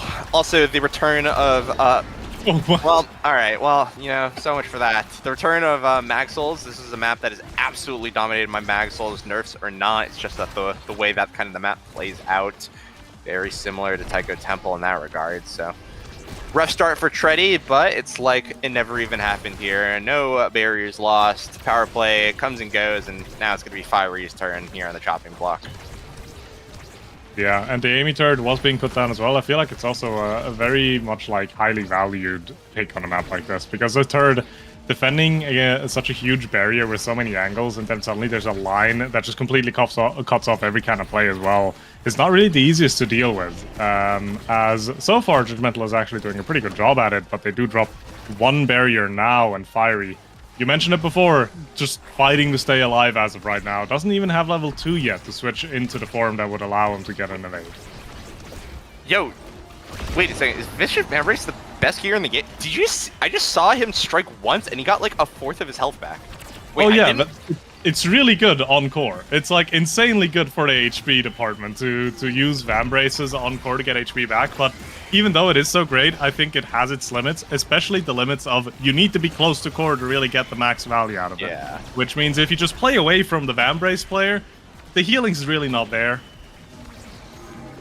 Yeah, absolutely. That definitely is a good point. Agreed. And right now it's going to be an open net for both teams. Both scary for a Vice and an Atlas here. Flip comes out from Grimilla. Finicky spot here for Dran, but is going to use those Atlas cooldowns to get it away. The piercing shot comes through, but a good strike from Dran means that the play still comes through. Tourney, though, gets the flip off. Dran caught in the animation there with his primary, and the first point goes the way of Wash Gamers. First point, it did take a while. Considering we're on Demon Dives, I feel like the round would be a bit faster that they are ending up being right now, but it mainly just comes down to both of the teams just kind of looking for damage first and then force later. And you can see that right here as Cardbox just cleanly been taken out. Power play now in favor of Washed Gamers, and Judgmental holding an incredibly aggressive line, but again, it's Demon Dives. You can get away with it just fine, as they do get rid of the barrier now, and Tourney with a clean strike will just shoot it right past Dran. Yeah, excellent strike there. I'm pretty sure it was almost out of Dran's hitbox entirely, if I saw that correctly. And a quick 2-0 lead for Wash Gamers, and this makes me think about how future drafts are going to go, right? It's a Spark start. The Spark of Strength is going to be out there. Adrenaline Rush, Perfect Form, Heavy Impacts, all of these Damage Awakenings flying around already on a Stinger start, and if it's already this volatile, man, I'm scared for everyone here. I think no matter the team, it could potentially go very, very bottoms up very quickly. Yeah, most definitely, and it also just adds even more value to the few like survivability sparks that are still in rotation, right? Those Stagger Swaggers, those Spark of Resiliences, and then everything like it. It's just gonna enable you to be a little bit more on the field as you would without it. But the goal just opened actually, and Carpo just forced it right in. Yeah, an excellently timed glitch pop, I believe, or not glitch pop, cyber swipe there. Able to sneak it right past Judgmental, and good advantage now for the side of Cosmic Legends. That being said, a lot of damage had to be evaded right there, but that just means that's one less evade for the next round of cooldowns. It's about to come up here. Glitch pop comes through, a lot of damage here on a Tourney, who has to preserve his flip right now. Flip comes through card box, going to be defended away by trading the flip with Tourney here, and now Cardbox has to walk away from the battle here. Nothing to show for it but some wounds. Now Tourney going to go down, caught on the top spin here by Fiery. Grimella, burning flip, not going to catch the core though, unfortunately. Now this is a 1v1 situation. Going to actually be denied here by Judgmental, but there's still a little bit of offense here left for the side of Cosmic Legends. Judgmental now getting the core up forward, gonna lose the gully barrier in the meantime though. Now Tourney trying to get some value out of the pass splitter here, but it's gonna be defended away from Dran. Now in a power play again, no cooldowns to anyone here, and that's gonna be all too easy for Fiery. Evening up the set here, and now we are on 0.5 here on set number 1. Yeah, Fiery being in that corner there, just playing the Kazan excellently, just getting those strikes, getting that setup. It's just so difficult to deal with the Kazan if you're not playing an ultra defensive goalie, which Judgmental is not. But if you're not playing a defensive goalie, you're playing an offensive goalie, and that offensive goalie can bring so much value if it comes to damage, if it comes to pressure the enemy side. And right now you can kind of see that as well as Fiery gets taken off the map. Didn't have the opportunity to use that Van Braces because just died so fast, so much damage being pumped almost immediately, as now Cardbox also gets taken out, but Dran is able to put down the Atlas ultimate to recover them before going out completely. Yeah, good play from Cardbox too, taking that, using Magsol's advantage to its benefit a lot, just taking so much core control away from Grimella here, which means that this is a very claustrophobic power play for the side of Wash Gamers to deal with though. Grimella now back up though, which means that there might be a little bit of value. Good piercing shot to send the quarter forward. Evade has to come through though to respect Fiery's top spin. Pull comes through, now an offensive play for the side of Cosmic Legends here. Supernova comes through, make sure that Cardbox can only limp away for all of his troubles. Shot comes through from Tready, and that takes the set for the Wash Gamers. A very explosive back and forth here in set number 1, and oof, this draft might make or break the entire game. Yeah, if there's a heavy impact in here, I'm worried. Ooh. Okay, it's not. It's only Missile Prop and Deadeye and Rapid Fire and Perfect Form. So it's just a few weak awakenings that we're looking at. The Estelle likely to pick up the Rapid. No, going for the Perfect Form. Actually, it makes sense denying it off of the Kazan. Kazan enjoying himself a lot of Rapid Form as well. Perfect Form as well. And obviously a great pickup baseline for any character. Size finding its way onto Fiery is going to do a lot for the Kazan, and then after that, just damage after damage after damage. With ultimately an Aerials on Dran. Probably the weakest awakening being picked up in this draft. Yeah, just barely a little bit of projectile. That being said, obviously projectile for that primary going to be very good on Atlas here. Going to get a lot of value out of that. But yeah, whatever is not damage right now is probably not worth too much. Things are going to be heating up here as we get into set number 2 already. Just some trades back and forth. Fiery full HP again because of the Embrace, but already just sent to half as soon as they say that from 1 or 2 cooldowns here from washed up gamers. Now this rapid fire stinger from the Vice I think is going to be something to watch as well. So many opportunities to reapply the stinger. Going to be a ton of damage going on. Not a lot of kill confirm per se, but I think that'll make things a little bit difficult. That being said, it's going to be Grimella, the one threatened here. Cardbox eventually going down. Flip comes through. A lot of value here coming off of the firewall. Sentry, Grimella probably going to bite the dust here, and that he does. A good dribble by Tready means that now he's in a good 1v1 situation. Takes that final barrier, has Flip. If things go his way, this could be a score. The Cyber Swipe is there, and Judgmental. Unfortunate clear, going to be immediately capitalized upon here by the Cosmic Legends, and they're going to take the first point here in the set. Yeah, nice little mix up there with the jump and the strikes, just making it difficult for Judgmental to really do anything. But yeah, you mentioned it before, the rapid fire stinger is going to be such a menace for Device to deal with because it's just going to apply stinger over and over again through the chain lighting.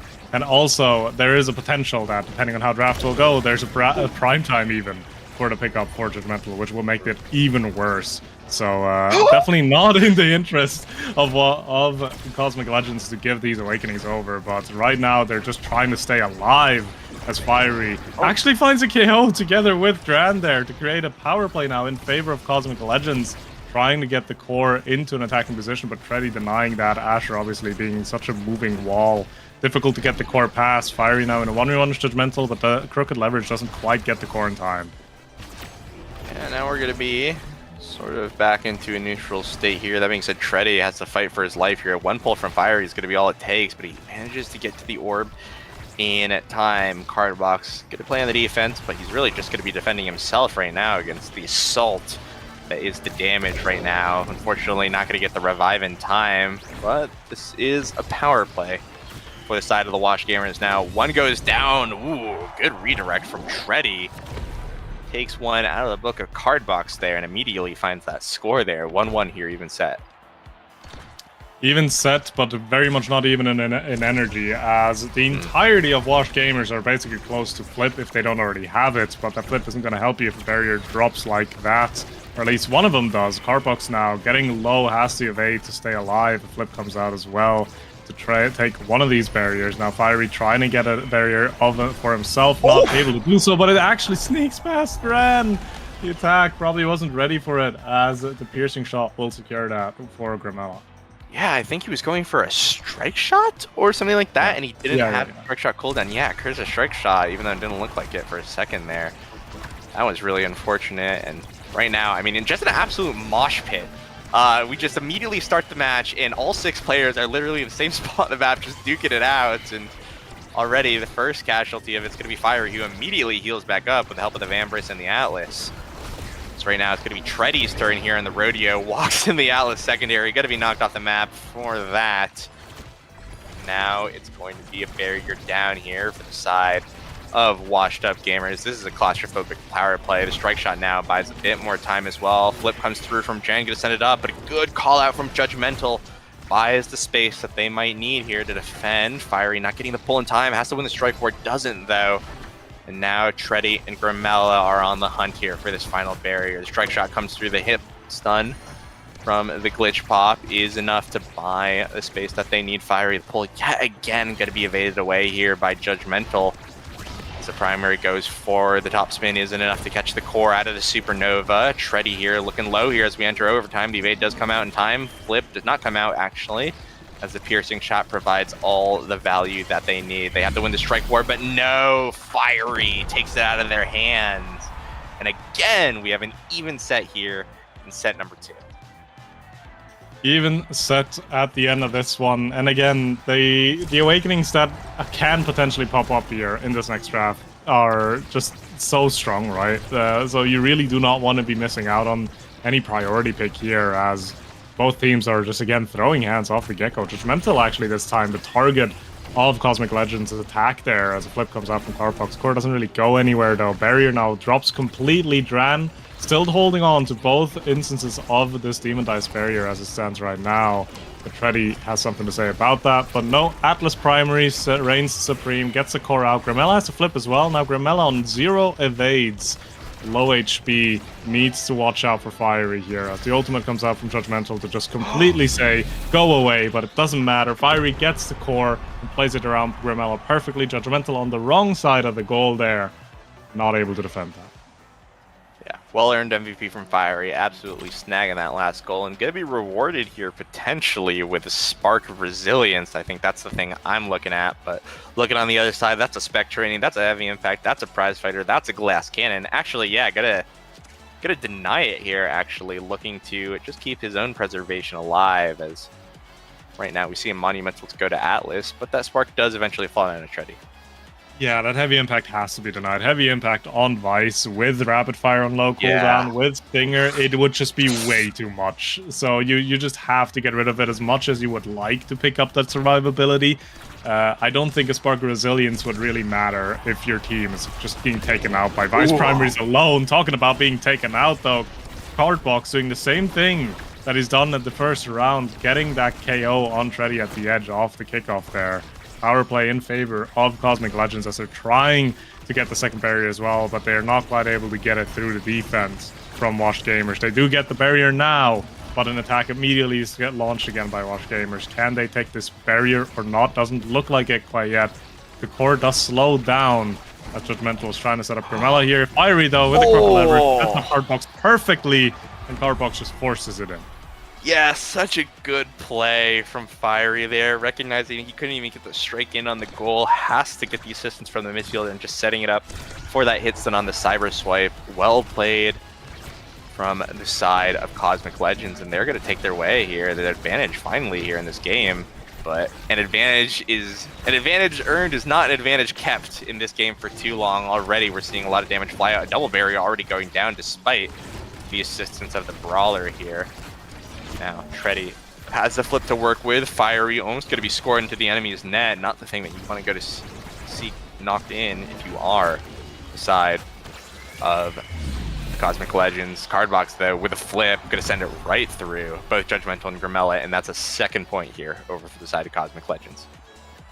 Yeah, they seem to be playing a lot more dominant right now. I'm not sure what to properly attribute it to, because all the Awakening pickups, they're decent, but none of them really feel like they would be too game-changing in that regard. It could just also be a thing of execution, getting themselves a bit together more.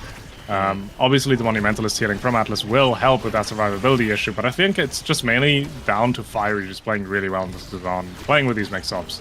as well as he can. Yeah. Seems like they've finally got the lock-in going on, and Fiery, look at that healing actually coming out from the Vambrace, keeping himself alive in this situation. Tourney, though, look at so much HP to burn through for the side of the Cosmic Legends. Piercing Shot going to be defended away. Flip for good measure as well, but Cardbox going to now spend some time in the KO box. Grimella not soon to follow as both midfielders going to be knocked out. A third going to be found in the same edge here as the absolute mosh pit finally takes its toll here in this game. Now Tourney forced to defend here. Brawler in the net, unfortunately, though. And that's going to be a claustrophobic defense now. The Crystallized Thorns come through to prevent the pull from getting too much value. Tourney once again trying to help here on the defense, but not able to get too much value done. The piercing shots what's clear it through, though. Now Vice halting it in the middle of the stage. Gonna go around the world again. The strike comes through from Fiery, though. Now a clean set here in overtime for the side of Cosmic Legends. If damage doesn't fall through for the side Wash Gamers, I'm not too sure what their game plan is, but I am looking at that adrenaline rush here and the extra special, which is literally undeniable here from the Dragon. Yeah, I do wonder if that's going to be the thing they're going for here. I feel like Exxon might also just go. He goes Prime Time. Actually, yeah, it makes sense, right? Rapid Fire Prime Time on Judgmental will be way too much to deal with. Extra Special fine its way on Judgmental, but I think overall that's better than giving Prime Time here. The Timeless Turret on Amy is actually going to hurt a lot, because if you haven't noticed, Dead-Eye Stinger specialized training on that turret. I don't think body blocking is ever an option. If it is, you're out of play really, really fast, though. So I think overall, decent awakenings across the board, but again, I'm not quite seeing anything game-changing being picked up here. Yeah, no Exodias. All Exodias denied here, but we'll see if this Firewall Sentry, which feels like a 50 cal Sentry coming through very soon. But that being said, double barrier found here by Tourney and Grimella, and an instant goal immediately follows after. Feels like a nice little mental reset if you are the side of Wash Gamers to get that one through, but you still got a road to go, so we'll see if they'll strap down or buckle down and strap in, buckle down. I'm thinking of car metaphors. I'm getting lost in the sauce. We're going to see strikers hit each other. Yeah, hit each other they try, but nothing has landed so far yet, actually. As surprisingly enough, people look pretty healthy. Never mind, I don't know where Carbox's HP went. It's definitely somewhere, though, as the attack from Wash Gamers will keep up. Not a barrier being dropped just yet, though. The Atlas Ultimate coming out to give that HP to Carbox back. But Wash Gamers just being really oppressive in the way that they're positioning here. Flip has to come up from ground to hold on to this barrier. Does that just well enough, though. Now Cardbox is on the attack up top. Core does go not the way that he wanted it to. Barrier now finally drops on a set of Cosmic Legends. Cardbox has a flip. Might want to try to use that for a KO or a barrier force, as Tourney actually will force it right through. But Fiery finds Grimella on the edge there. Oh, he's dead! Oh no, the ultimate actually! Yeah, the airship sent its regard, the missile propulsion, Chekhov's gun actually take the KO, but nothing's going to be found of it right now as we get into overtime. Grimella with a good Rose Warp, able to get it done in time. Tourney tries to preserve the flip, almost gets the goal regardless, but this is a bit scary. Flip finally going to be blown, but Tourney finds an amazing gap in the armor. I did not see that angle whatsoever, but Tourney did and put it in. Now 1 point away after bit of a heartbreaker set 3. Set 4 is looking up and up for the Wash Gamers. Yeah, it is looking up, but as it is right now, Fiery is in front of that barrier and just dropping damage on top of the defense from Wash Gamers, and not really much you can do about it. But it doesn't really matter if the core is still in the half of the Cosmic Legends, but as I say that, obviously it goes right back to Wash Gamers. KO being found by on Fiery there. Almost like another KO being found as well, but Judgmental does hold on as the attack does not slow down just yet. Yeah, power play position. Judgmental that has to play for his life a little bit here. Gonna be yoinked out of the box here. Gonna be KO not soon after. Gonna be Grimella here on an impromptu goalie duty, but this is looking rough. The KO, though, miraculously found into Tourney. Now Grimella on a breakaway has the flip. If it's going to be needed, it's going to be hit stun before any value come out of it, though. Pull comes through. Grimella opts to move away from the play just to lick his wounds a little bit. The flip comes through from Dran, predicting the supernova, but it's not the angle that he wanted here. Tourney now potentially trying to stuff it through. Judgmental here to assist, but the pull comes through from Fiery to block the passing play. Grimella puts himself in harm's way to potentially save the goal, but it's going to be Judgmental keeping the core alive here. The core speed's a little scary here, but Judgmental doesn't even need the pass to his brawler, takes the egoist shot and pays off. Dran not fast enough, and that is a 3-0 set going the way of Wash Gamers. Yeah, beautiful read from Judgmental, realizing the only way that core can get saved is by playing down, so he was right there to catch that. And now, in this draft, I feel like the Stagger Swagger just has to be a prio. That is actually a third spark for Tourney, so that's going to help quite a bit. Surprisingly enough, the Siege Machine finds its way onto Dran, allowing Grimella to pick up the Stagger Swagger. I'm not quite sure if I agree with that. Yeah, I'm not too sure. Obviously, survivability, key component, but I guess Dran just thought that, well, he's not the one dying in these situations, potentially, but yeah, I'm not quite sure. And now with this spark as well, Tourney absolutely can look for non-staggered KOs as well, right? The dash punch from this Asher is something to definitely consider. Yeah, most definitely. And especially on a map like this where you're finding yourself across the edges so often, right? If you look at the KOs that Fiery has gotten so far, it's all most of the time been open umbrellas or ultimate into smackdowns near edges, and not necessarily just pure stagger KOs. So definitely something to look out for here, but it seems actually pretty controlled as it is right now. Not a lot of KOs. Why do I talk? Did you see where he died from? He died from like the goalie barrier from a single cyber swipe. Fiery puts it in as well, taking advantage of that power play. A little too claustrophobic for Tourney and Judgmental to deal with. Did you just see where? Yeah, that's a bit of range. A little bit of super surge that I've it's things. Yeah, disturbing. Just disturbing. That was crazy. Okay, that caught me off guard there, but that being said, Wash Gamers, though, going to find themselves back in it. Grimella barely able to survive the combo coming out from Cardbox, who now finds himself staggered. A creative angle from Fiery. Going to pay off now. Almost scores a goal himself with a top spin. But again, Grimella putting himself in harm's way to potentially keep the core alive. Going to almost die here from the maddening descent. Does eventually go down from the top spin. It's Tourney now able to preserve his flip. Able to keep both him and his goalie's flip here, but now it is a 2v1 situation. Flip comes through, going to be denied by Fiery, which means that now it's a 1v1 situation, but Judgmental wins the interaction. The strike shot only buys a moment of time, and whoa! Cardbox dares to walk within, 100 feet of the edge of the map, immediately punished and gets killed for it, and a goal soon follows after that. An excellent combo here from Tourney gives us the even game here in set 5. Yeah, I just noticed Tourney is on 184 power. You do not want to be close to any kind of edge, like ever. You could actually add up Cardbox's and Dran's power, and you're just a little bit over Tourney alone. So that's a bit of damage coming out from his Asher. Luckily, Asher does need a bit of range, but does need to get close. But if you're close, it's gonna hurt quite a bit. Yeah, absolutely. And right now, Cardbox on the receiving end of all that damage. Right now the power play does go the way here of Cosmic Legends. Cardbox now going to be finally up here on the defensive play. It's going to be Grimella's turn here, the midfielder and the bell ringer. As again, Fiery though looks really scary here in the enemy net. That being said, going to be cleared away yet again by Judgmental. Tourney just uses one dash punch combo, just half of Cardbox's HP. More to follow from this flip, and Cardbox, just a meandering little enemy, just gets absolutely shot.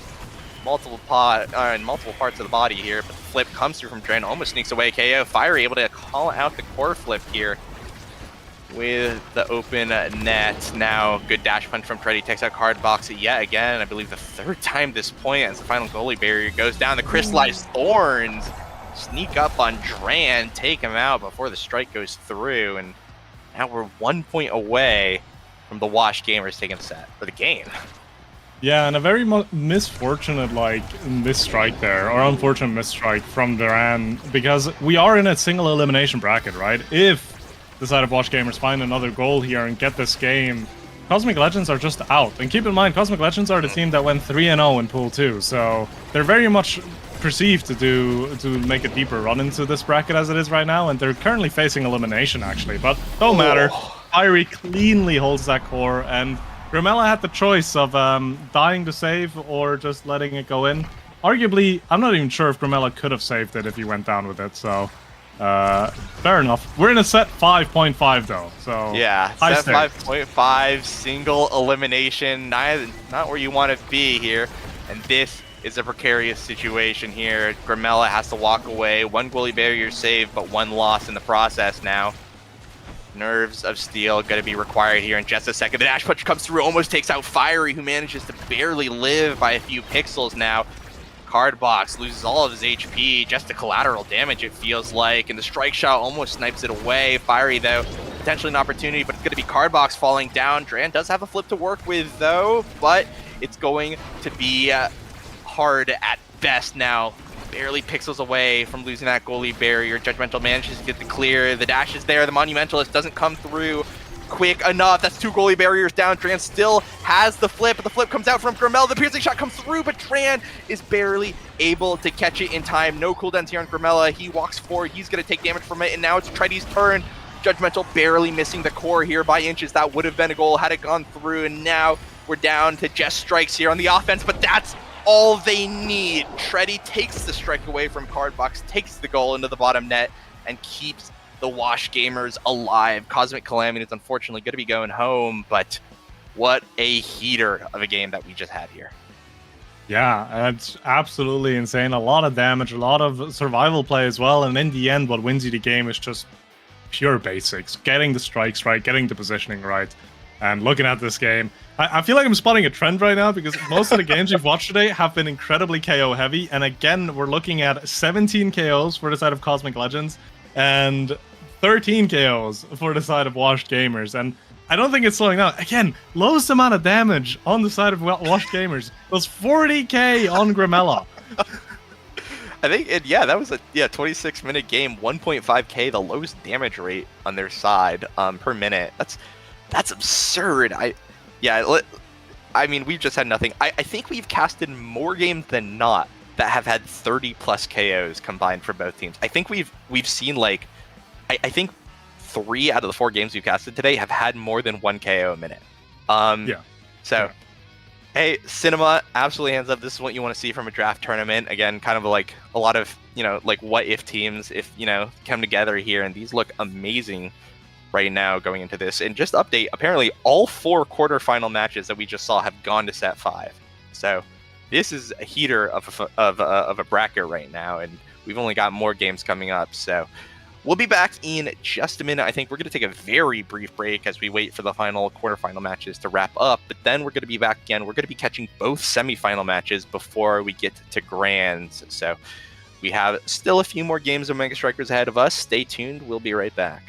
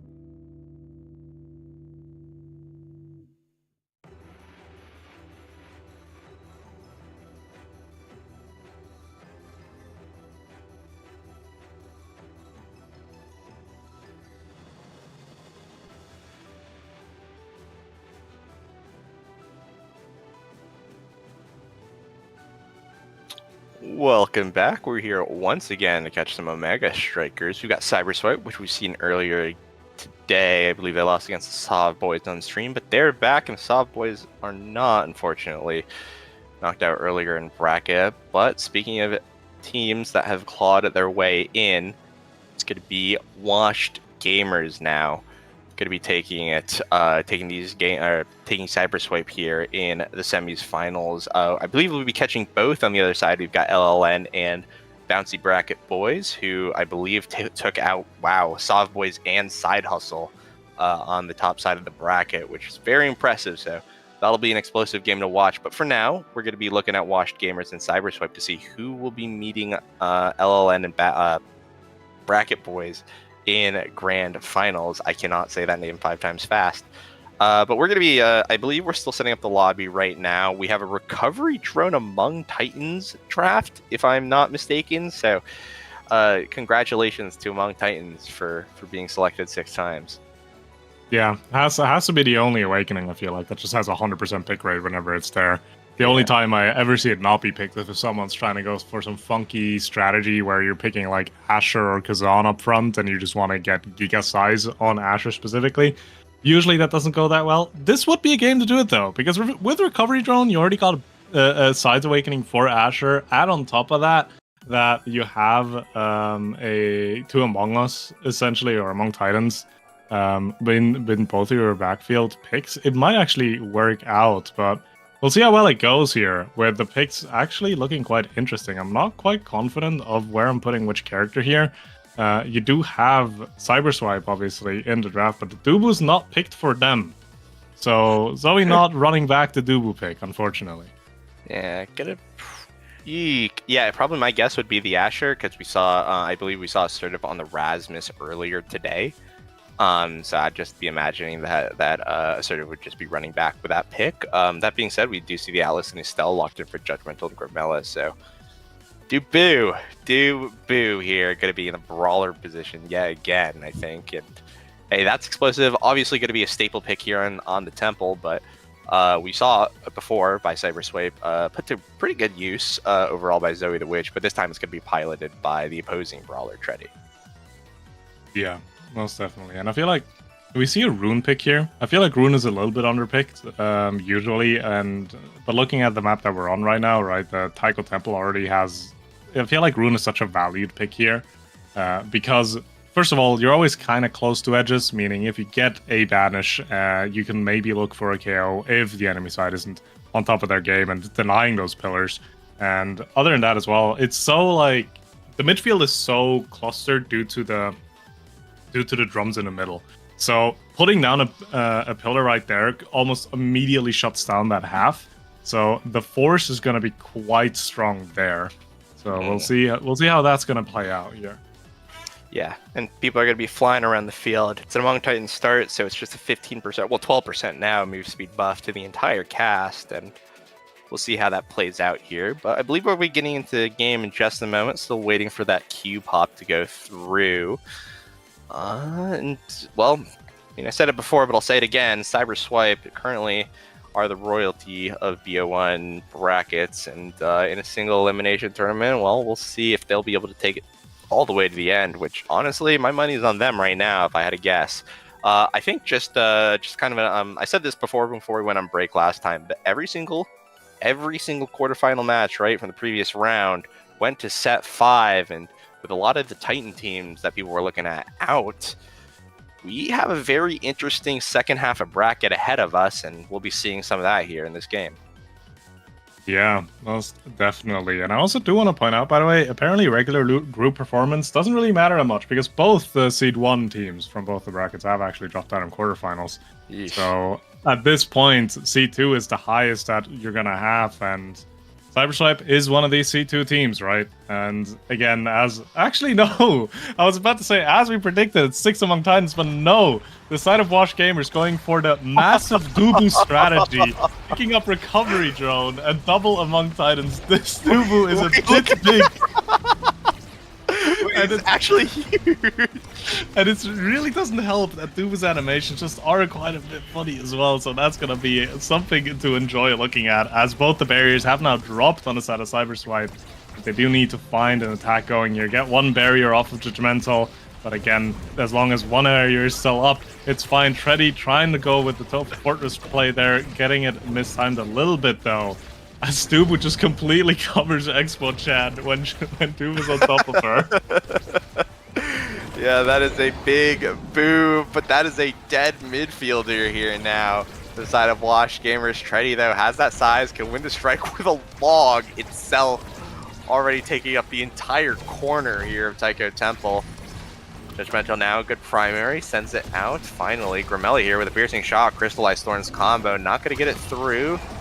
Well played to a sort of crazy Taiko bounce angle, to be honest. Found here though, Treddy though with a flip, takes it through, sends it into the top side of the corner, and a bit of an explosive point number 1 here in terms of core speed and core control, and see what the rest of the game has for us here.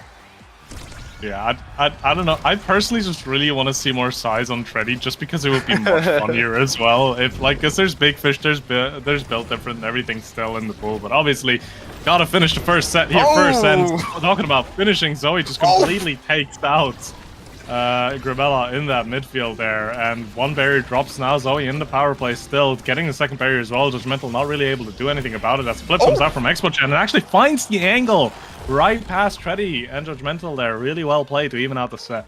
Yeah. By the way, I saw Treddy's somersault and it hit the core behind Expo. Like it literally, like Expo was in the way of the core, but it still hit the core because its hitbox is that big. So it quite literally covers the entire corner when Treddy somersaults. And it's just going to be so hard to deal with the strike hitboxes, especially like you mentioned, if any other size awakening, aka, you know, Might the Colossus, Built Different, Big Fish, all of them go the way of Treddy. He's going to be taking up literally an entire lane with the strike hitbox. Well, you just mentioned Might of the Colossus. We might have a Dubu damage threat on hand that goes on top of Treddy here.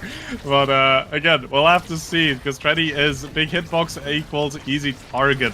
A lot of damage being found on top of Treddy there as well. The recovery drone still hasn't been popped just yet though. Tofu Fortress comes out, but Assertive will be able to clear it right past Treddy right there, as a barrier now drops on Judgmental side as well. Open goal for the side of, on the side of Washed Gamers. But Grimella answering it pretty swiftly to get another open goal on the side of Cyberswipe as well. Trying to get the core in, trying to find the score. Grimella has a flip, uses it here, but the pillar from Expo Chan shuts down basically any kind of aggressive angle that Grimella can take there. As the pass finds its way through, and Expo Chan with a beautiful redirect off that pillar will get it right past Judgmental. Oh yeah, an amazing redirect right there. Absolutely a sad boys emote of respect coming out as well. Absolutely deserved there, and Expo Chan looking at fantastic on the rune again, kind of her main signature striker nowadays here in competitive.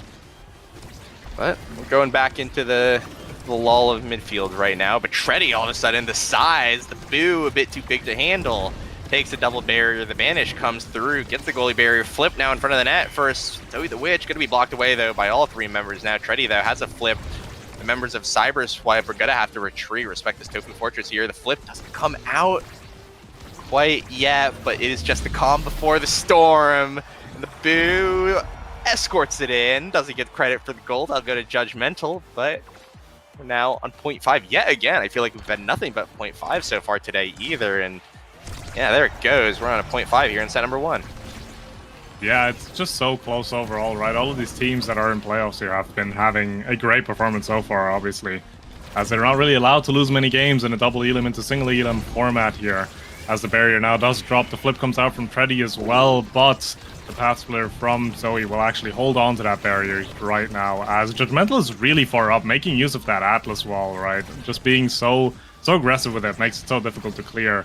As now Cyberswipe does get the core onto the half of Wash Gamers, but they don't quite get anything with it. Attack going again from Wash Gamers. And the Dubu will actually be enough to force it right through there. Not really expecting the slow attack, as Expo Chan isn't able to really cover that. Yeah, just bounced off of Treddy. And let's see, size, any size? No size, but quite a few things to work with still here. Obviously, Zoe the Witch showing that heavy impacts could be a viable pick. Perfect form here as well could come out from the Dubu. We'll see what happens though, but there's just going to be 1-2 punch actually going the way of Boo. Perfect form falling over to Grimella here. We'll see what the rest of the draft has to offer. hamsters with gloves can be quite lethal if you have a somersault roll into Tofu Fortress combo, so we'll see how well that's going to do. Other than that, though, Perfect Form being picked up by Grimella is going to do quite a bit. Monumentalist coming the way of Judgmental as well, making it even more difficult to score on this Atlas now. Other than that, the Siege Machine for Expo-chan going to be helping quite a bit in terms of aggressiveness, in terms of horse speed. And other than that, again, another spark for Zoe, or the first spark for Zoe there is just going to be a great setup for a snowball later. Treddy actually getting saved by the bounce there once, twice, and the third time was a bit too much as the recovery drone now finally gets popped. And Treddy is now prone to being KO'd. Yeah, big hitbox here that he has to work with right now. That being said, he gets to limp away with the core speed. Unfortunately, a big gap left by the missing boo. And Expo-chan going to use that core speed from the drums to sneak that goal in through Judgmental. I don't know, correct me if I'm wrong, but I feel like if Treddy gets one more Size Awakening, they can just stand on the midfield line and strike and kind of cover the entire area, no? Yeah, I think you can, yes. I think it's entirely possible. I think that's a reality that we could very much be in soon. So, one draft spared. Cyberswipe spared, but we'll see if they'll have future drafts to deal with as well, because especially if Zoe the Witch isn't MVP, denying... Oh, well, I guess Assertive can as well, so we'll see if they actually get to that point.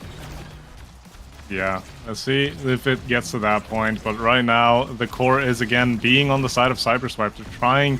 They're doing a really good job holding on, actually. Judgmental trying to be a little bit too proactive. They're going to the wrong side as the barrier now drops. Open goal on the side of Wash Gamers.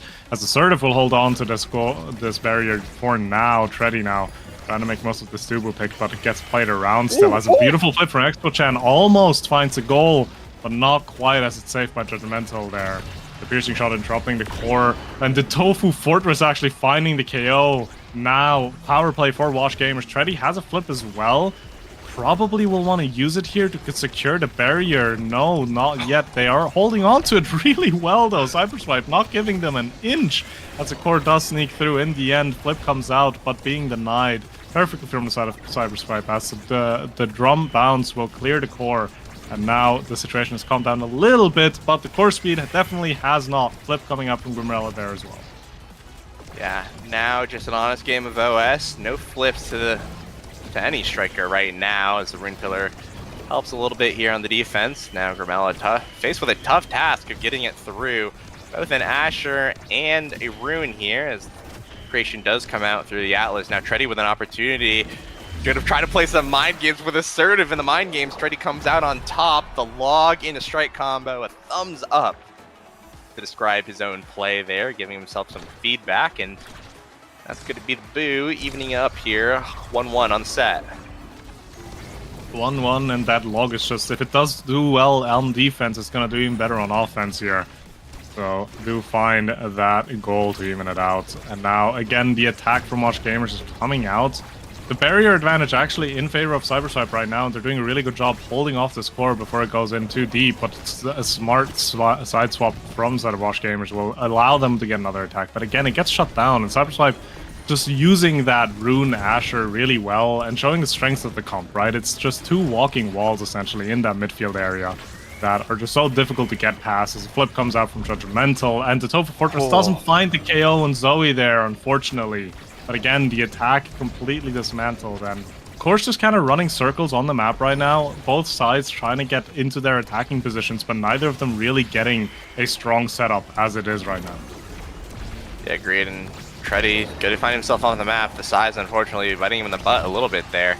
So we had an overtime. Grimella, though, able to sneak a reverse power play through. The Banish comes through there. Now it's going to be an open net. Zoe the Witch strikes true into the center of the map. And whoa, a bit scary there with the creations, but Judgmental gets it done. Now Treddy's going to be back up. The log's going to be there, and the core's going to be too fast for Assertive to react to right now. Right now, Expo-chan looking to sneak it through potentially. Oh, the Tofu Fortress catches the flip, which is a bit scary now. Just strikes the red core right now here from the doobie. The strike shot whiffs, looking scary yet again. A self-dribble though from Treddy, going to be stopped here by the Banish of Expo-chan. Oh no! bounce off of the taiko drum sends the core a bit too fast for Judgmental to handle, and 2 points now. Cyberswipe pulling away here in the set. The taiko angles have been found, but it's not over for the side of Wash Gamers yet, as they do have flips coming up, and with those flips you can force it through that midfield area that's being defended so well from the side of Cyberswipe, and they don't even need to find a flip as they find the first barrier here, almost find the second, but assertive with a clean strike timing there. Judgmental being incredibly aggressive, but it pays off perfectly as still no flip used, now one from Treddy, and it sneaks it right past Zoe there. What an angle to be found.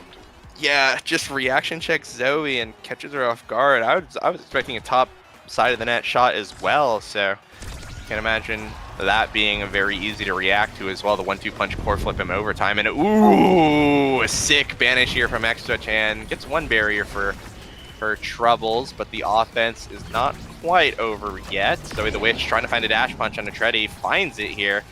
But with 2 flips on the side of the Wash Gamers, they're feeling a little bit comfortable here in the power play.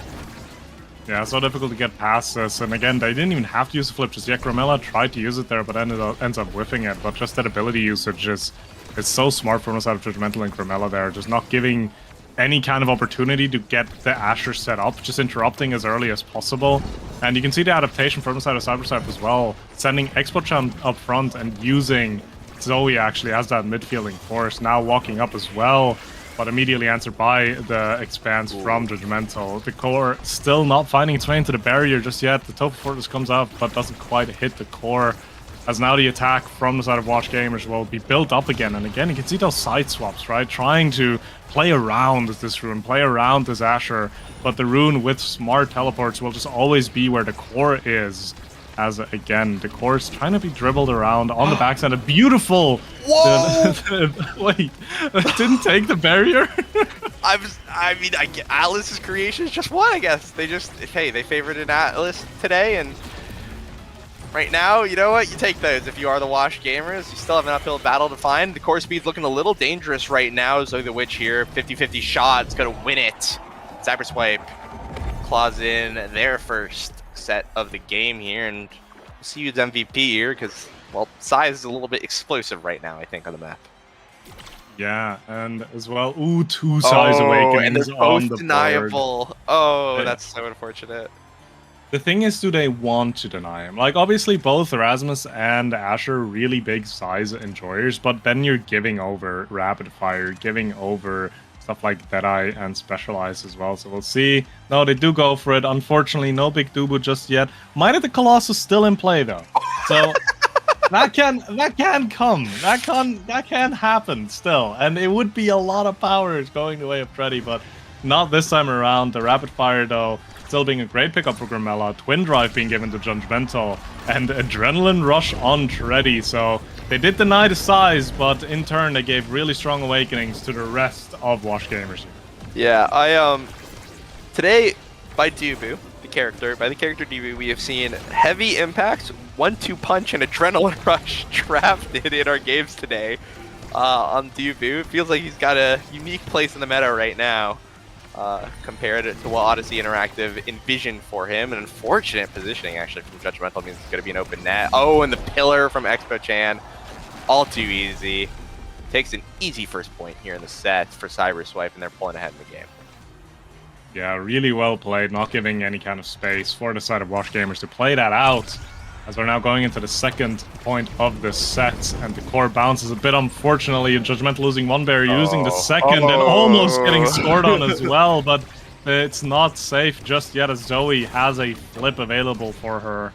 Is she gonna use it to secure this? The pillar will send it to core up front again. Flip doesn't even have to come out, actually, as the strike just gets it right past Judgmental. Yeah, good presence of mind by Zoe the Witch, recognizing that you don't need the flip, you just take that 50-50, you're already advantaged. You don't need to use the flip to create the 50-50 situation if you already have it, and that pays off. Resource preserved here, coming to potentially the final point. That being said, tries to get a cheesy KO from it, and unfortunately it does not pay off. That being said, open net! Now for the side of Wash Gamers, a third goalie barrier goes down. Treddy going to try to make it a fourth, but the Tofu Fortress not out in time, and he has to respect the amount of damage that could potentially come through here. Flip comes through, going to be actually defended away by the flip parry. of Assertive. No energy to anyone's name just right now outside of Judgmental. Now Tready, unfortunately, too big to handle himself. He's going to use that recovery drone here, but it might come into play. The backpass from Grimella looking a little scary there for a moment, but Judgmental able to use the strike shot. The creation's going to be a bit scary. The banish comes through, but the clear is going to be made now. Expo-chan here trying to get the 50-50. It's going to be Zoe the Witch intercepting, though. Tready's going to be bounced all around the map. The flip comes through. Going to be blocked away here. Going to find that clear. It's right now. Tready is able to use that core speed from the 1-2 punch. Assertive goes down. This play now has to happen for Zoe the Witch, who's on a breakaway, and a 1v2 has the flip, sends it to the top side, but it's going to be blocked away. Expo-chan, though, with an amazing pillar. 2 amazing pillars. Keeps the core in check, but Tready, a bit too big to handle there. Takes out the goalie, takes out the brawler, takes out the core. And that's going to be the point going the way of Wash Gamers. Yeah, and all the Dubu big funny jokes aside, I do feel like the draft actually was more beneficial for the side of Wash Gamers. So I'm pretty surprised here that they have been struggling so much to actually get the scores here, but I am proven wrong almost immediately as they get a KO, get 2 barriers. Tready with a flip up front, doesn't have to use Excite yet, and the strike shot actually secures it. What a presence from Judgmental there. And we are now going into a 0.5 again. I've stopped counting how many of those we've been in today already. Yeah, just way too many, honestly. It's been a very back and forth day, but we'll see who wins the tug of war here in this critical set, right? With one awakening left of size and really wanting to go the way of the Dubu here. We'll see if they'll be able to do it now. 1 berry goes down, the flip going to be burned here by Expo-chan. The flip now found by Grimella, the piercing shot to follow up on the clear. Good pass down to Judgmental means that the offense can still keep going, but they find themselves on defense now, actually. As, ooh, the Tofu Fortress snipes away Expo-chan here now. 2v1 situation, but no problem for Tready. He gets it through with a log, a crucial set going the way of the Boo, who finds himself MVP here, and I'm excited, and there it is! Yes, it's there! Yes! It's okay. Okay, objectively. Tready, you're a red-blooded man, dude. Do it. No, I'm so disappointed. I'm so disappointed. I mean, Tready, man. Tready, bro. I'll be real. Objectively, Might of the Colossus, the wrong choice here, right? You have Stagger, but it would have been so funny. It would have been so funny. So good. He would have literally 300 power. He'd have 200 power probably. That guy is massive, but I guess we're giving Might of the Colossus over the Rasmus. Yes, we're still playing to win, which makes complete sense, obviously. That's Stagger gonna help so much with survivability because Tready has been having a pretty hard time because Tready's hitbox is half of the map, so it gets a bit difficult, but the barrier does now drop on the side of Wash Gamers. And Zoe and Expo-chan doing a really good job holding down that midfield right there. Also, I do want to point out Reverberation finding its way onto Zoe there, actually kind of a sleeper pickup because that cooldown reduction is going to do quite a bit of work because she also has Big Fish, right? So it does synergize pretty well to get a little bit of that stagger back, and if they can force a set 5, maybe there's even a Spark of Resilience somewhere to be picked up there. Yeah, agreed. That potentially could lead to, a very impressive Asher build here, but for now, it's going to be the side of Wash Gamers that actually are feeling very impressive here in this offense. Tready just staying in Assertive's face pretty much 24/7. The flip here he comes out, though, from Zoe the Witch, sends it downfield, but Judgmental still very comfortable here with a flip now in overtime. Good save by Assertive last minute, but it's going to be Zoe the Witch with possession. Oh, a pass is found to Tready, though. Doesn't find the strike in time. The flip comes through. No, not the angle you want, but he's big enough anyways. Steals the strike from Zoe the Witch from right under her nose. And that's going to be the point going over to the Wash Gamers. Now 2 points away here from finding themselves in grand finals. Yes, but they do need to find those points still. They do have a flip on Judgmental that they can maybe use because you can see again, Judgmental playing very aggressively on that midfield line already, and Tready making most of that. Dubu getting the barrier. Grimella setting up for the force so well, and now the Dubu pick 1 goal away from making their way into Grand. Yeah, 1 point away from knocking out the BO1 Queens. So right now, Zoe the Witch trying to answer this, trying to find any way back into this game, but it's going to be an uphill battle. One goalie barrier does go down. The banish, though, not going to provide too much value. And now it's going to be Tourney. The double barrier found here by the Boo comes through, and now it's all or nothing for Cyber Swipe. Barrier beam doesn't find the core. Assertive here, going to put the core forward for Expo Chan. The creation is just so many circles. It looks like a Venn diagram of a map right now. But with all the cooldowns down, it's just going to be strikes. Expo Chan going to win the strike now. Flip comes through. The 50-50 is made, and the 50-50 goes through. Cyberswipe keep their hopes alive right now. They've still got a long way to go. Yeah, but it's a crucial point, right? Because if you're not getting it, the game is done. And looking at the energy game, again, we're close to 2 flips on both teams, so it's going to come down to who gets a better value off of those flips as the Fortress find its way out from Tourney there. But no barrier being found, one being picked up by Grimella now. The side of Cyberswipe no answering with a swift barrier take on their own, as Zoe has a flip to her name now. Probably wants to use it for either a KO on edge or just forcing it past Judgmental, because otherwise it's going to be pretty difficult to go past this Monumental, this twin drive Atlas. Yeah, just so many creations coming out. It feels so claustrophobic in every single offense or defense situation. The corner pressures just feel so frantic right now. Zoe the Witch trying to get the core forward. A good, I think, back pass from Grimella to Judgmental gives them a clean clear, but it's still not out of the woods for the Wash Gamers yet. Rose Warp now gives Tourney an opportunity, but it's unfortunately a little bit too fast for Tourney to catch up to. Flip now comes out from Judgmental. Expo Chan is going to call it out, but Grimella is there to cover this time. Zoe the Witch not able to get the strike that she wants here in overtime, but finds it barely here on the bounce off of the corner. Now the core speed, we're officially in overtime. The rune can be disastrous, but no, I think a misclear here from Assertive. It might cost Cyberswipe dearly here as it goes through. Tourney's so big, but again, the strike boards are going to be one. Pillar sending it out at Mach 8, but Zoe the Witch now finally going to be able to intercept. Tourney now in a one-on-one situation, going to be whipped away, though, by Assertive. Expo Chan now passed down to Zoe the Witch, backing back and forth here on this Taiko drum. It could go any way at either moment. The core speed is just so much to handle. The core speed is there, but Zoe the Witch strikes into Judgmental, though. And now it's going to be another 50-50. Tourney has to find the goal. He has another opportunity, but it's going to slip away from his hands. The Tofu Fortress is there, going to be blocked away by Assertive. The Taiko drum once again looks so scary. The 50-50 shot's going to be here. The flip is here, but it's going to be blocked away. And it's going to go too fast for Assertive to catch up on.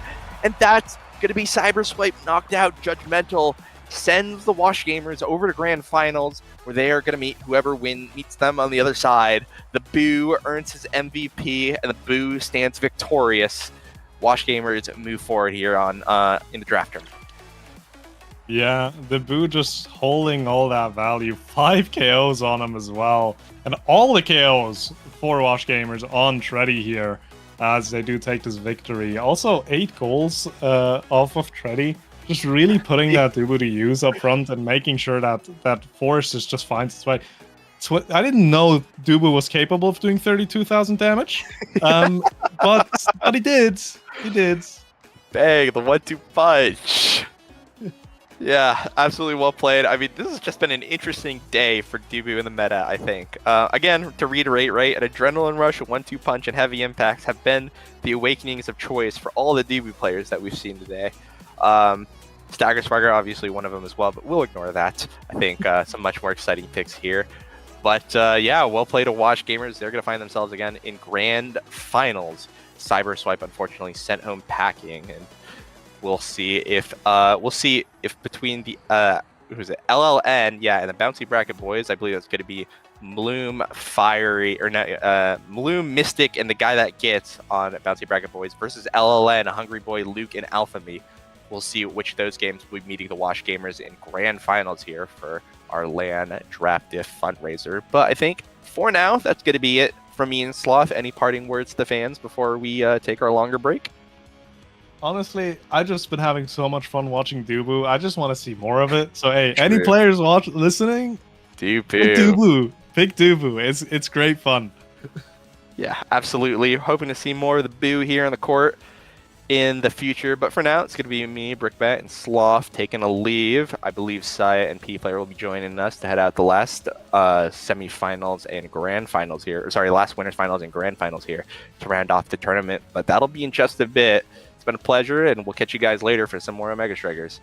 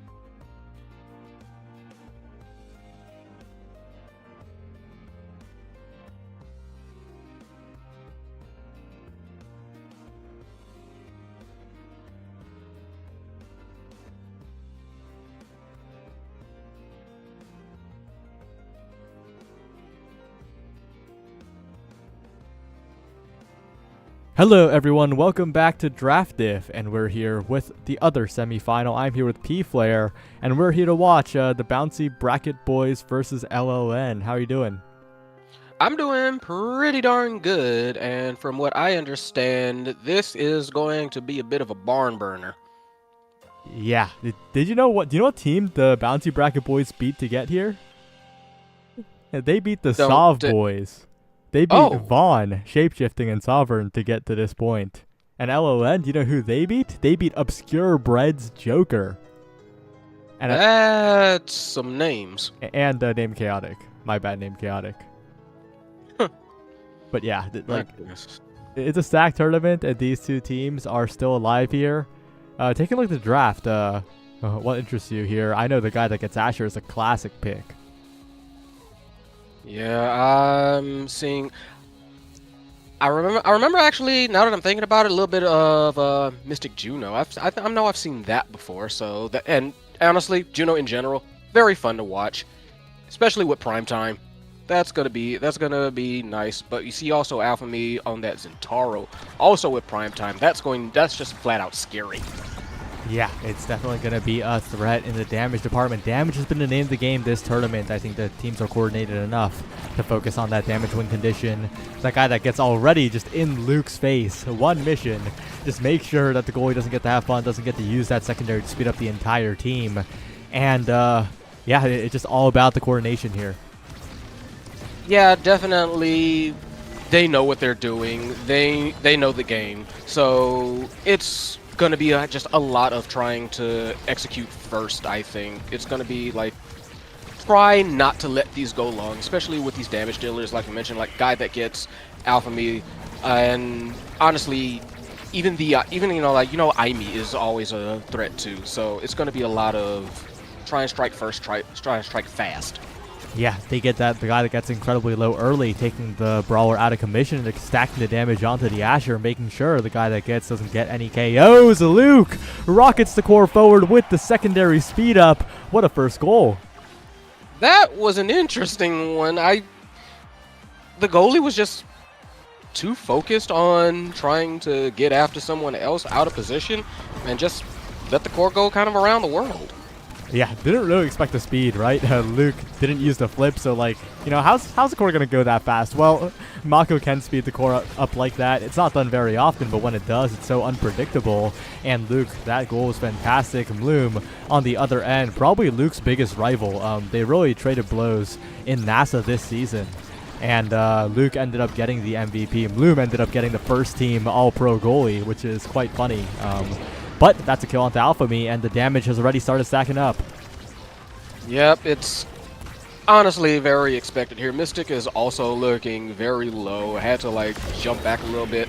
Oh, and they tie it up. So yeah, this is definitely going to be like a slobber knocker, and they're going to have to be very careful. That's going to change like a lot of the pace of the match too, having to kind of back off whenever damage gets too high and have to think twice about engagements. Yeah, the guy gets already down. Bloom trying to take a solo play here. Eject button runs out, and Mystic's forced to play a little bit of goalie. Hungry Boy in the midfield sending it forwards, but the barrier still stands for the Bouncy Bracket Boys. The bounce off the center is a little uncomfortable. Hungry Boy to the top side, unable to clean it out. The barrier taken still. A flip available for Alpha Me, but barraged away. The prime time. So much value for Bloom right now, and so much space to work with on the bottom end if the passing play can come through, but the firewall sentry just denies it completely, and now Alpha Me setting up, but the dash doesn't catch the core. The glitch pop sends it away, and the goal is still not found for LLN. I was about to say, LLN had several chances on goal, but Bloom was just barely managing to keep it safe, keep it protected, but didn't last for as long as it hoped. Yeah, an amazing flick by Alpha Me out of the Oni's blade. It secures it, and Alpha Me is looking very solid so far, putting on the damage so consistently. Now Mystic's the target, and Mystic's already almost dead. That was like 3 seconds, and Mystic has to running for their life. Meanwhile, the core is going everywhere, and this is just kind of like almost a mess, but a controlled mess. It's controlled chaos almost. Yeah, and a lot of the controls in the hands of Alpha Me, it feels like, but the guy gets it in position. Mystic in position as well, passing it forward for the Strike War win. And the Bouncy Bracket Boys, this time, they managed to stay alive. It's kind of awkward too. The LON's coordinated damage is making it so that the bouncy bracket boys can't even start thinking of damage of their own. Yeah, that's definitely seeming to be the case. On the other hand, it does feel like when Bouncy Bracket does manage to get a modicum of control, they are very quick to put LLN on the back foot. It's just a matter of being able to kind of push through the defense and managing to kind of like secure everything, and that's where they're having a bit of difficulty, I say. Yeah, but this time they're the ones with the advantage. Alphamy off the board, a guy that gets pushing forward, unable to find the barrier though, trying to flip Hungry Boy off the map, unable to finish the KO though, and LON very happy, not dropping to one member on the power play there as Alphamy comes back. The guy that gets is going to be the new target. Yeah, not surprised. Guy that gets has already been very much imposing their will on this match, so I would not be surprised if they become a near priority 1. Yeah, that's what's happening. And but the barriers fall. Alphamy with flip available. A guy that gets sent it forward. Double barrier angle precisely struck by the Asher here. The Path Splitter also clogging up the entire lane, and overtime comes through the Juno. Such a massive threat now. The barrage sends it away as well. The flip available. Alphamy a flip from Mystic. An awkward angle as Hungry Boy receives on the top side. Pass to Alphamy looking for a shot on goal, but unable to find it. And now the guy that gets in Bloom need one more connection. Oni's Blade hit up to Mystic. The slime speed getting out of control, out of the reach of Luke, and we're headed to a 0.5. My goodness. But you saw how fast that core was moving. Like, they were trying to get at it so badly, and there were like several straight up missed strikes just because the core was moving that ridiculously fast. And that's the danger of getting into overtime, especially for like this team, for both Bouncy really and LLN.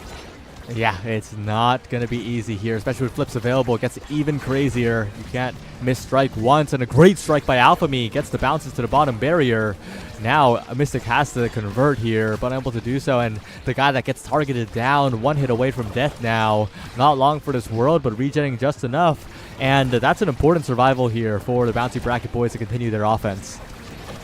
Yeah, we were saying earlier that because Guy That Gets is so much of like a core of their offensive pushes and their holds, that yeah, Guy That Gets is going to be targeted, and they're going to have to kind of at times play the game around their health. So being able to do that, very, very excellent on their part.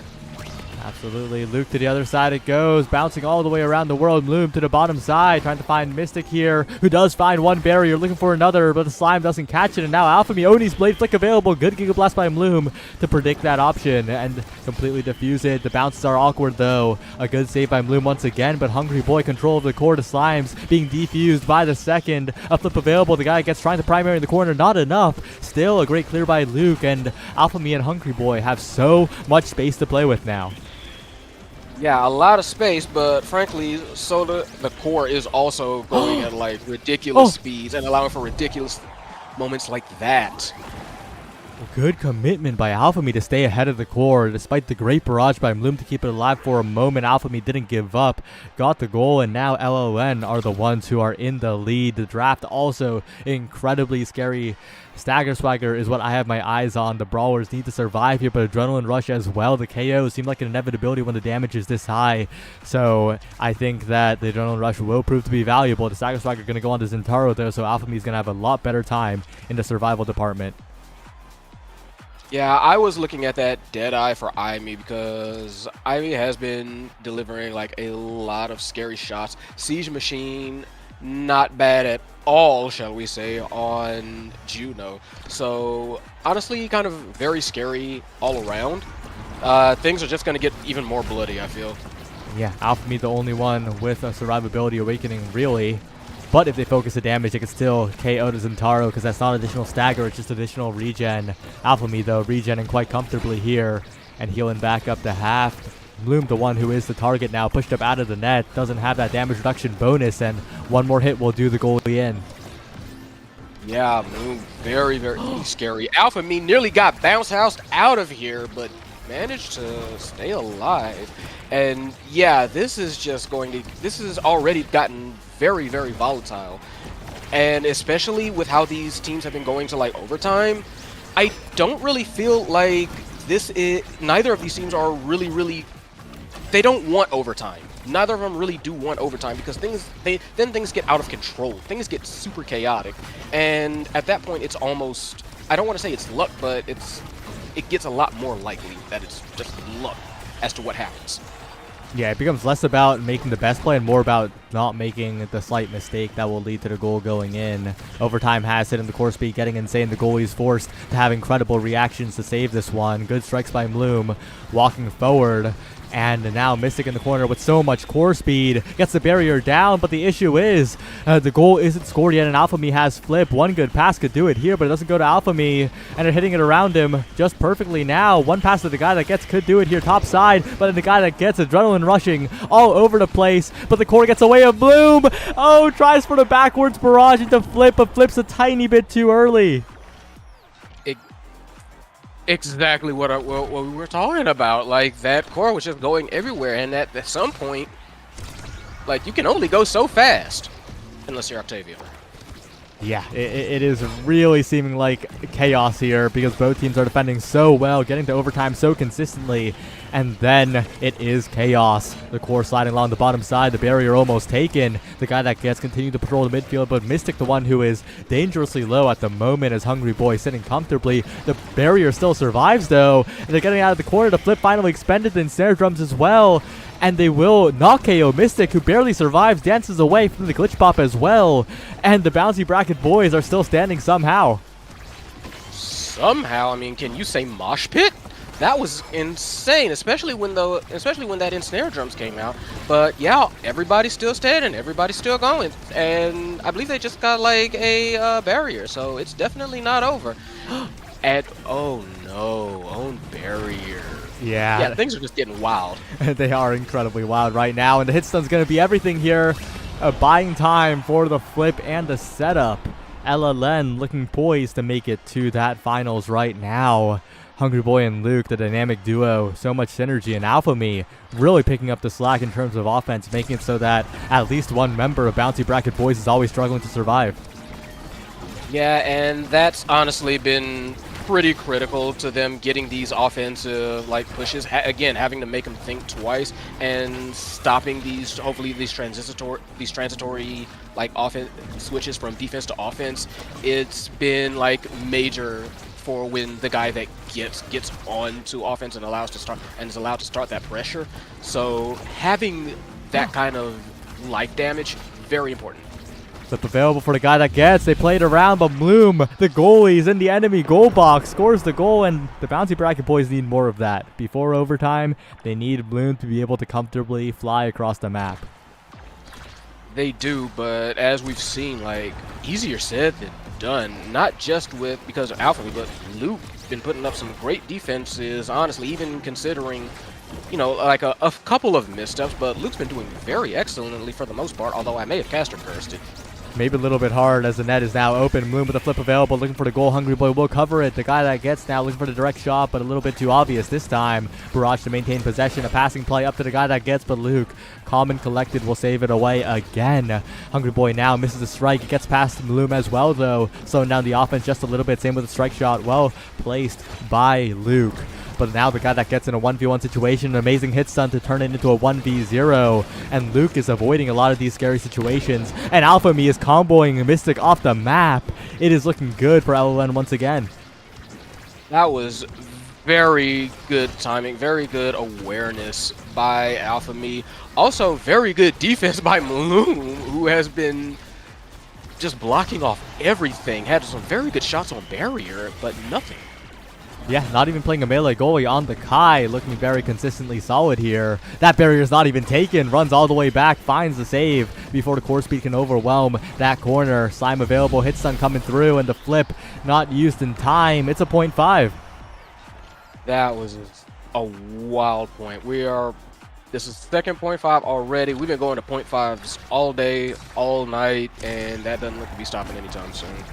Yeah, Mystic and the guy that gets looking for a bounce here, trying to push forward early, but Bloom's taking way too much damage. If they could take out Bloom here, I think LON can convert for the victory. Flip available. They're going to force out the flip, but no, they hit Sun Alpha Me away. They prevent the damage coming down to the goalie, but there's the snipe. There's the KO coming out, and now it's a big opportunity, but Alpha Me's also down. The power play nullified, but the barrier's still taken, and now Luke walking forward knows that a flip's enough. No, the strike shot's enough. Finds the perfect angle, doesn't bounce on the corner at all, and it's a 2-0 set lead for LLN. That was an incredible bounce there. And good on Luke for having the wherewithal to recognize that, hey, I need to come up and add some extra offense to this because otherwise it's not going to hold and we're going to be in a pressure situation. That is bold, and that got them some rewards. Hungry Bull with the extra special to kickoffs on this Firewall Sentry. IME's going to be a little bit crazy now. Rapid Fire for the Juno, though, is going to give Mystic a lot more agency in the midfield, a lot more ability to cancel things like that drum and bass from Luke. More speed on Bloom as well. So honestly, I think this is quite a fine draft for the Bouncy Bracket boys. Yeah, actually, I just agree with that. Some very good drafts for them all around.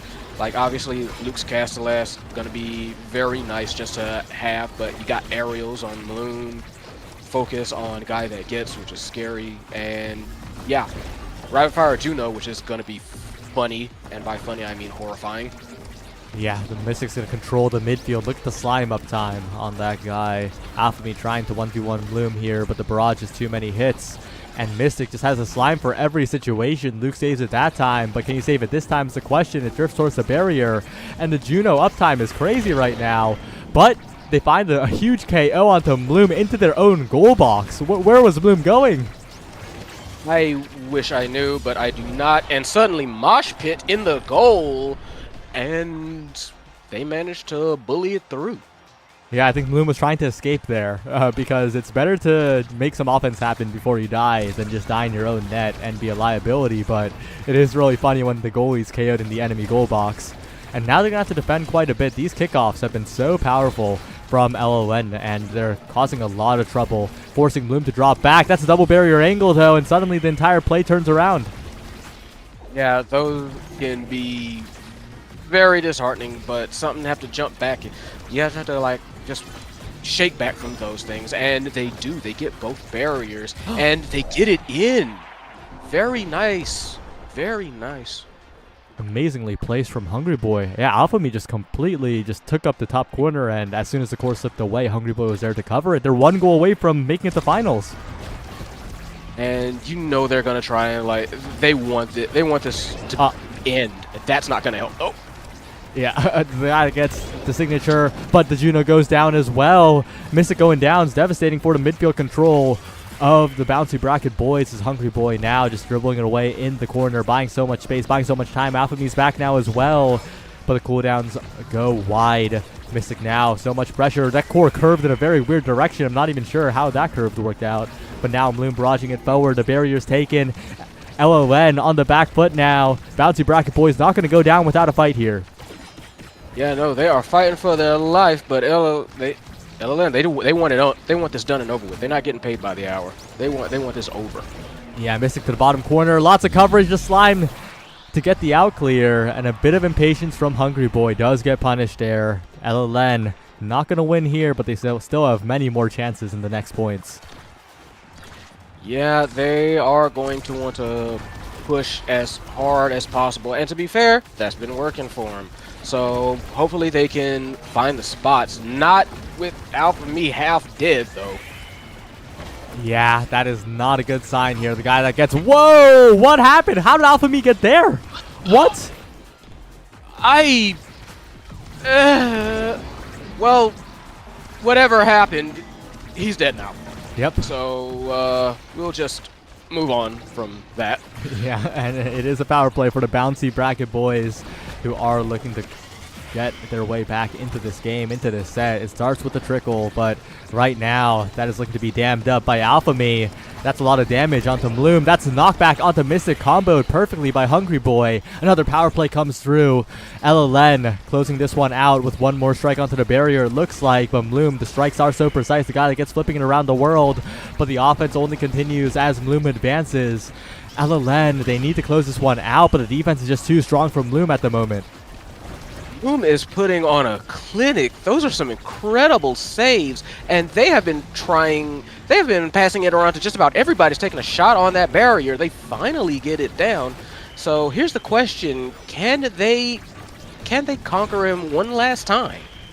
Oh, that's a barrier take. That's a really dangerous goal gate bounce. Alphamy has the flip available, looking to close this one out, but the Slime say no. And the Slime, to guy that gets to the top corner, not a goal just yet. Alphamy trying to play it slow here, and Luke now in a little bit of a trouble.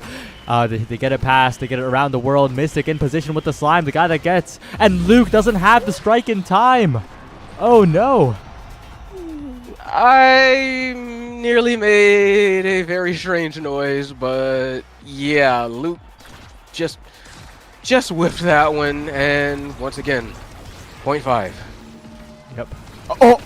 It just bounced right through the center. That's the Sad Boys angle on Taiko Temple. Something that's much less common than on Atlas Lab, but even crazier. The barrier not taken yet, though. An incredible defense by LLN.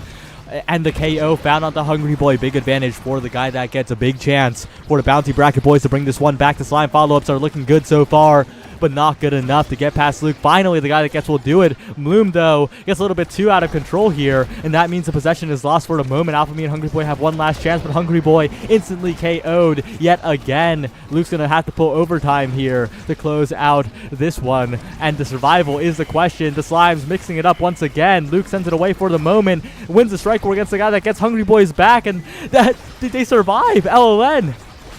I don't know how that happened, but I am impressed nonetheless. Managed to hold out. Luke putting on their own defensive clinic in the face of overwhelming adversity, and they still have a chance to end this right now, especially overtime, and especially with that kill.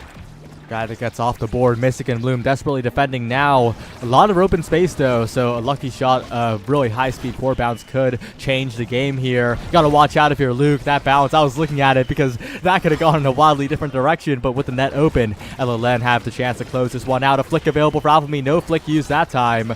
A shot down, and now Bloom has the control, has the rebound. No strike shot available, but Luke has an amazing clear out of the corner. A strike war win against the guy that gets as well. Alphamy and Hungry Boy looking to blink forward, looking for a strike war win here, but not enough speed, not enough distance. A good evade away from the guy that gets. Luke forward. The guy gets with another opportunity and will score into the top corner. The Bouncy Bracket Boys survive. I almost have no words. They managed to pull out victory from the jaws of defeat there.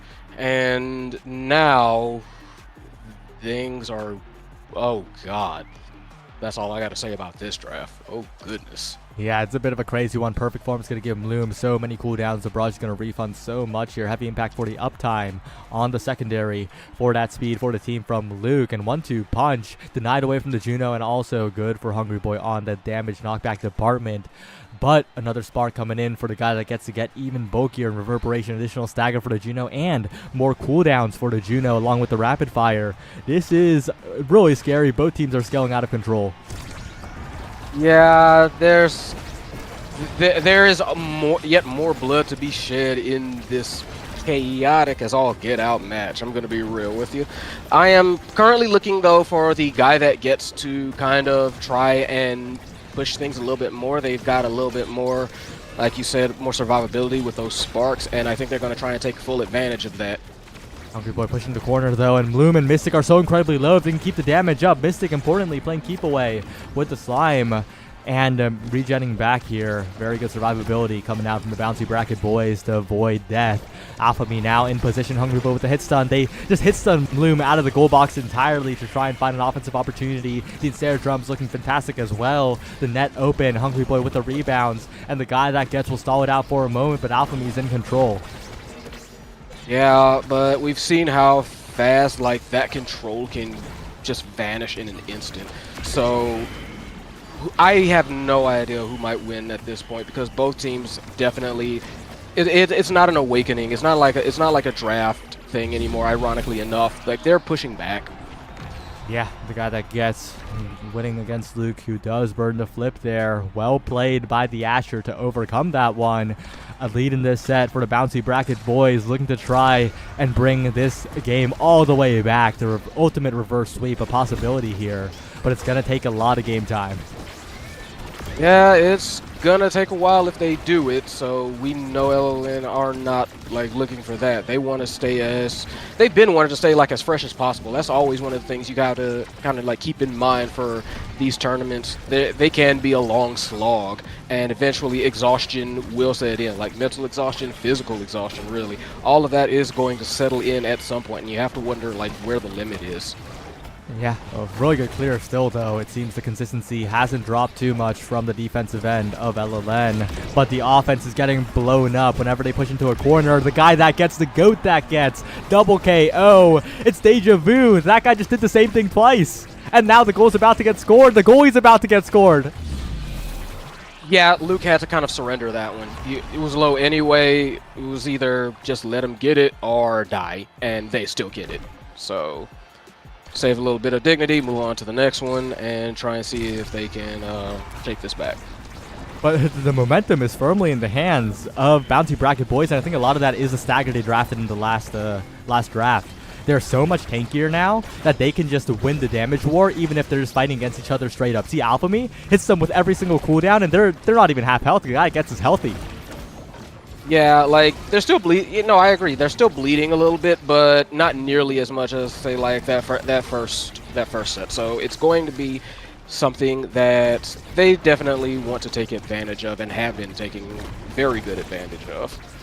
Mystic still hasn't regen to the unstaggered state, about to hit it now. And now the guy that gets the one in trouble has been so tanky, but now finally goes down, gets a barrier, but is staggered. Dangerous spot here for the guy that gets bouncing off the wall, and he can't score. The guy that gets into the bottom wall. Finally bounced around the world, but still living is the Asher. Like, it feels like the Fates decided like Bouncy Boys are trying to take this one. It almost feels like that because things have changed so quickly and almost so decisively, because now it's a LLN that's fighting on the back foot. Yeah, just incredibly well played from Mystic on the top side there. The guy that gets surviving was ridiculous, and a very deserved first pick here. This draft's getting out of control. That's a triple spark of strength with the Rezo on the board as well. This is a monster of an Asher. Yeah, monster's a way to put it, but I'm not at all surprised. And at this point, I feel like we said, yeah, no, the reversal of fortune has happened, and it's almost Bouncy Bracket Boys like game to lose at this point. Yeah, and that Stinger, I don't think that's going to be enough. Of course, they got the Stinger, the prize fighter, the missile prop, their damage is up. LLN getting a little bit of damage here, but how are you going to kill this Asher? That's the neat part. You don't. They have to be real lucky to catch the guy that gets off the edge, but that guy specializes in killing people off the edge. Pass splitter on the defense. Mystic the target now, who is a lot more killable than the Asher, who seems to have unlimited health here. Has to go regen, but now the guy that gets playing the corner, looking to be a constant threat here to passing plays, revitalizing the offensive LON, but those two barrier takes and only one down of their own. But it's still such a dangerous spot to be in when Bloom has so much speed, rushing forward, getting the guy that gets so many rebounds here. Yeah, it's just a horrible situation, I was about to say, but that is kind of like a weakness of Bloom's aggression, out of position, and they do manage to slip it past him. So not infallible, but dangerous. Definitely pretty dangerous here. Alpha Me getting a lot of damage down. The Fireball Sentry also a big threat here, but Alpha Me, recovery drone popped and still vulnerable here. If they focus down Alpha Me, that could be a huge win condition. Yeah, they kind of did that actually in the last set too. Like, they got rid of that recovery drone real fast. So I wouldn't be surprised if they kind of knew the score there and just kind of said, we'll just do the same thing again. Yep, hitting it through to the guy that gets a rebound off the center, but Luke is ready for that. Just reading all of these offensive tries, but Alpha Me KO'd. I think, what? Just like bounced off immediately off the center. Now Hungry Boy also next on the chopping block. Not long for this world. Bounced around the world. Wait, actually helped out LON there. Bounced perfectly for the save. Yeah, that was an unfortunate bounce, although I'm kind of surprised they survived, but survived they did. Now it's the goalie. Very careful. You see Hungry trying to, like, body block because Luke is just getting hunted down by the guy that gets he's out like, no, you can run, but you cannot hide. I will find you. I will exterminate you. And they get rewarded for it too. The goal is open on both sides, actually. So how did that happen?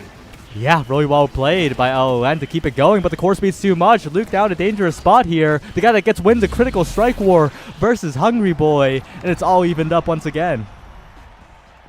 1-all, and it seems like every set something madcap, something ludicrous happens, and we're almost like at a loss to explain it, but it's still so incredible we have to try it anyway. Thus is our sacred duty. Yeah, and right now, the guy that gets a perfect pass splitter setup, that's 2 barriers down. This point's quite simple, actually. It's a Mystic getting a strike core versus Luke. The first simple point of the past 3 sets, it feels like. Well done by Bouncy Bracket Boys. Yeah, and match point finally for Bouncy Bracket. And I'm going to say this. The guy that gets has put it on their back and said, relax. Just let me scale and I got this.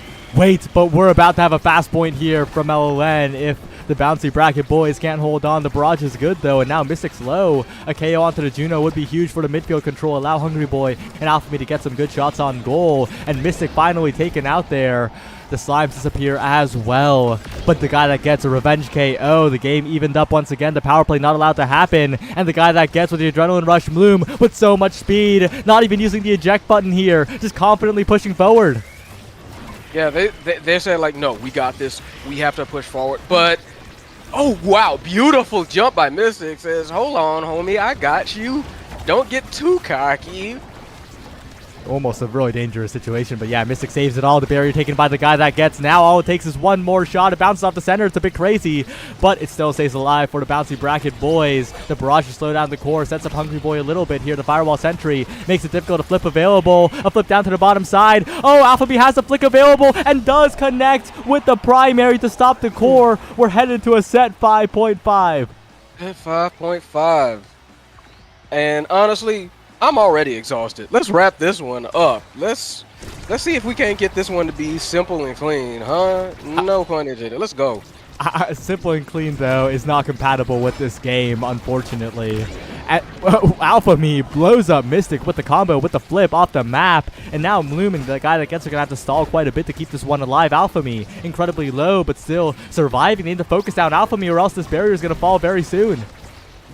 Yeah, they do manage to hold out for the power play, though, so that's good. And like I said, again, guy that gets just kind of like marching on down the field. It's going to be very down to if guy that gets can get onto their game plan yet one more time. Mystic so low, one more hit away from falling down. The guy that gets helping out on the defense quite well. And Alpha Me taking a lot of damage. Wait a second. Tries to KO Mystic, but could end up getting KO'd as well. The guy that gets, though, can't finish it off, and that means more corner pressure here. Alpha Me can heal up as well on the other side of the map. And Bouncy Bracket Boys, they're in a lot of trouble, but a double KO! The guy that gets does it one more time, and this could be the game. Oh my god, how did that happen? I know how did that happen. Guy that gets got crazy, and it was about to be an ace. Somehow Luke survived it, does not manage to save the barrier. But the goalie's gone, but the net's open. Big opportunity for Hungry Boy. So much core speed. This could be LLN getting a lucky shot across the map, but the guy that gets will close it out. The Bouncy Bracket Boys will get it done. My god, that was crazy. That was nuts. Bouncy Bracket Boys managed to do what seemed nearly impossible. I'm out of words for that. I am very out of words and out of commentary. Good gracious. Look at the damage.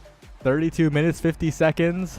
So much damage on both teams, but the guy that gets 15 KOs, head and shoulders above everyone else here. It was a ridiculous performance by both goalies, both midfielders, both brawlers, but the guy that gets, that guy creates the clips. It is what it is, and the guy that gets wins, the guy that gets KOs, the guy that gets quite possibly championships. The guy that We shall see. goats. But speaking of championships, finals is up next. Don't go anywhere. We'll be right back, and we'll see you soon.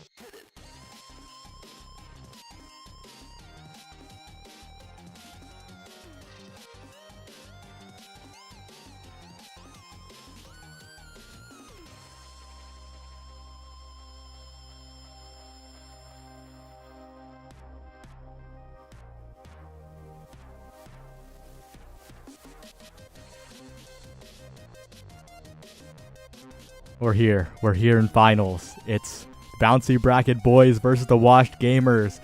The guy that gets the strongest dash puncher of today versus Tourney, the strongest dash puncher in history.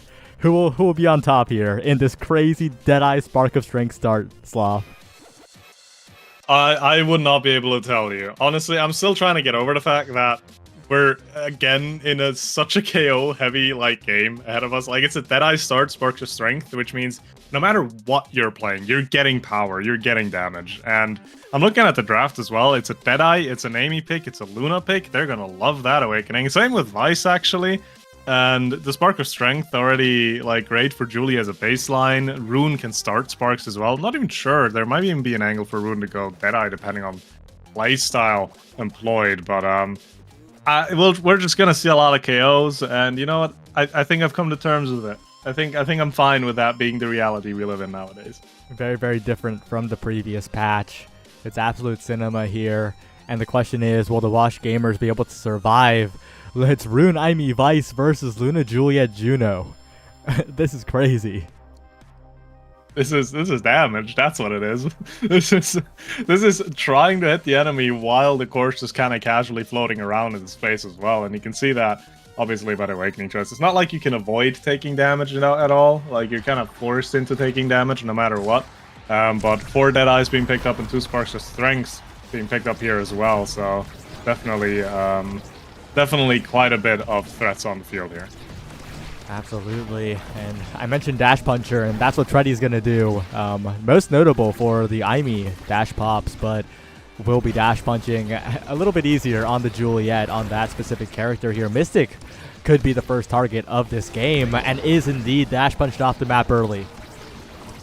Yeah, really strong and solid KO to be found there as well, right? That is the strength of this Julie, trying to create those power plays, trying to make use of positional mistakes of the enemy side, and finding it like that is obviously massive value. As Bloom also almost gets taken out here, Tourney does not calm down at all and just continues to look for more KOs.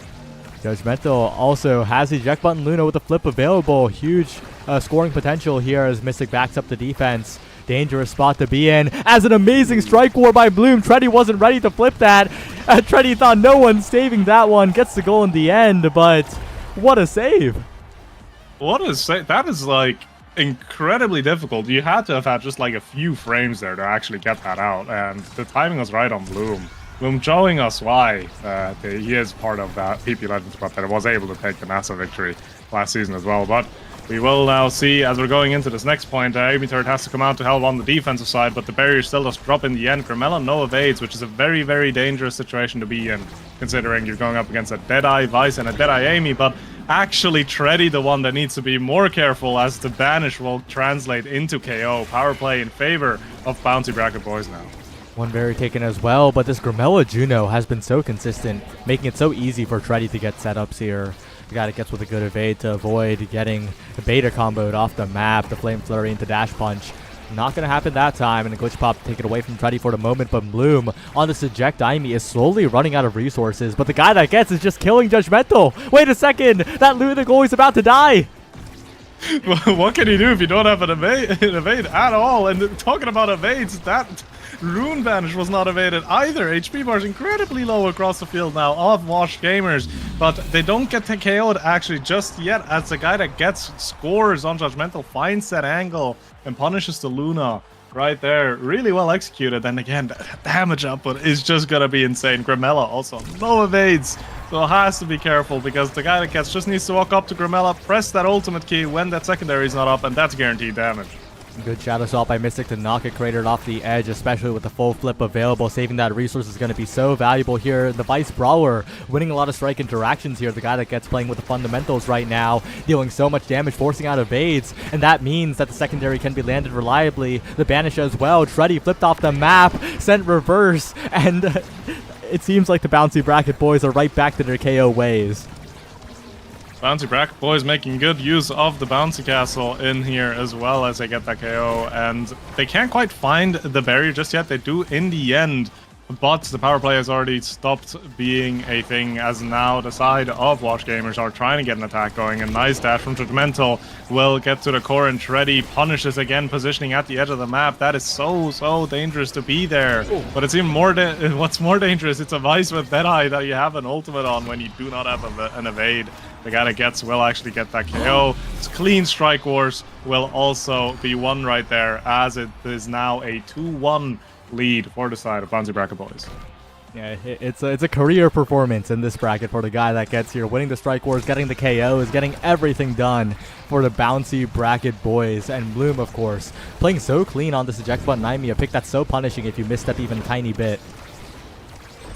Yeah, but it's not making any mistakes. He's not misplaying as of right now, right? Obviously, that might still change, right? We hope it doesn't, but as it stands right now, it's really difficult to get on to those barriers because Amy can just interrupt it so early, but so can Luna with a great dash, actually, and an even better KO from Treddy. This Julie's just not stopping, just finding KOs over and over again.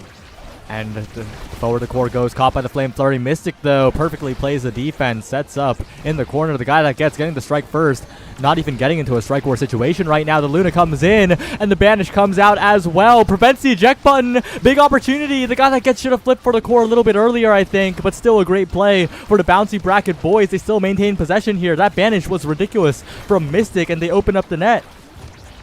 Open up the net, but can't quite find a goal yet, as Treddy now with a flip will actually secure the skull and put us into a 0.5. Looking at the energy bars across the board, there's no one that's really close to getting a flip, so this is really going to come down to fundamentals here. Yeah, it really is, especially the guy that gets with no meter and Mystic as well, like you mentioned. It is so difficult here to stay alive if the focus is there. The guy that gets already getting chipped down, but it's still a barrier take for the Bouncy Bracket boys here. Treddy in position with the glitch pop to send it away. The Banish to prevent the barrier take. The barrier still not taken on the bottom side. Pixels away, one single pixel away from it being taken there. Now a back pass from the guy that gets right through the corner it goes. If they can get it up, the guy that gets one more time, and winning every single strike war is the guy that gets. The guy that gets seemingly has Grimella on a chokehold there. Not a single strike war was won by him there. It's really difficult to deal with that Vice, just getting those strike timings perfectly and securing that first set in favor of the Bouncy Bracket boys. What a ridiculous performance here, and they get the pick of the litter. They get to take the rapid fire perhaps, or the glass cannon. Probably the rapid fire here to deny away. Oh no, I guess they're leaving a lot of options for the Vice here. Spec training, maybe, and it is indeed the case. Spark of Resilience being picked up is good to deny away from the Juliet, but among Titans, Mystic's favorite Awakening is falling down to the rune here. Yeah, there's a little bit of survivability for both teams here. Spark of Resilience for Loom and the recovery drone for Treddy there. But I do want to point out, as it stands right now, the side of Bouncy Bracket boys has been doing a really good job at getting that evades down from the side of Wash Gamers. And now, if they're continuing on with that trajectory, if they're continuing to burn evades like that, the guy that gets with the specialized training will guarantee to find kills. But again, there's someone else that's guaranteeing KOs, and it's Treddy. It really is just the dash puncher and the dash puncher. The guy that gets in Treddy. Two different eras of gameplay, both meeting in this bracket in finals. So fitting in this meta as well. If it wasn't the last patch, it would be completely different. Bloom now getting out of the corner, but so many slimes, so difficult to defend, and Treddy will win the strike war that time.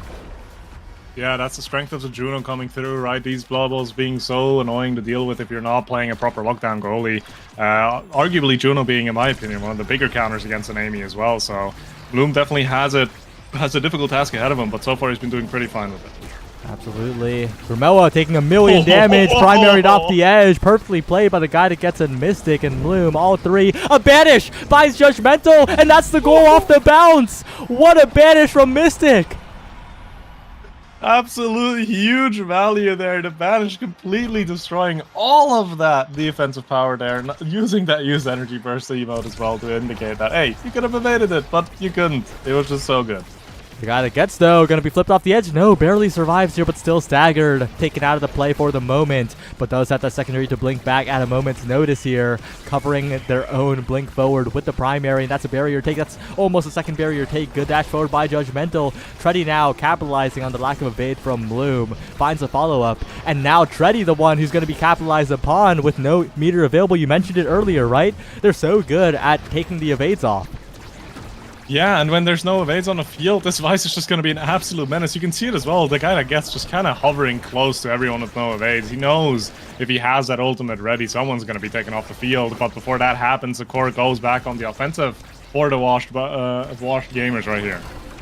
Yeah, good glitch pop. Sends it right back to the guy that gets. Grimella in position, dodging away from the primaries for the moment, but the regen stopped by the rune. The guy that gets setting up forward. A flip available. That's a barrier take, but that might have been a flip that was too forward. But everyone misses the core. A disaster for the Wash Gamers as Judgmental is boomed off the edge. Another KO, but Grimella scores the goal while dying. It was incredible in the KO department, but they didn't get the defense. Take him out as much as you want. You can KO him over and over again, but if you cannot hold on to your goal, it doesn't matter. And Grimella really showing that in his dying breath there, taking the goal and putting the side of Wash Gamers here 1 goal away from evening it out in sets. Big opportunity, but they're chipping down Treddy. Mystic, though, also incredibly low. Dangerous spot. It's really just a very small balance here, but you got to get just winning strike wars again when it's most necessary on the Vice. Doesn't really have the strike war tools, but just doing it.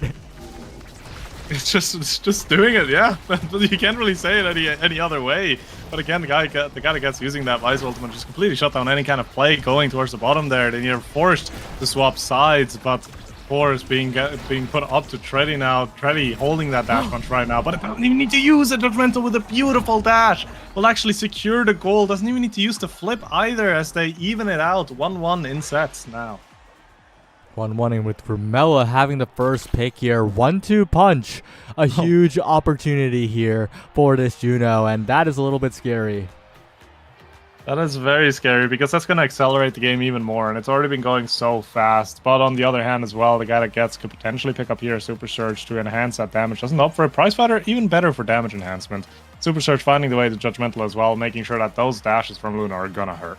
And Reverberation denied away to Stagger Strike are still available, though, so I think that Treddy's going to be a little bit happier in the survivability department, but importantly, it's not raw Stagger, right? If it's not raw Stagger, they can still burst through it.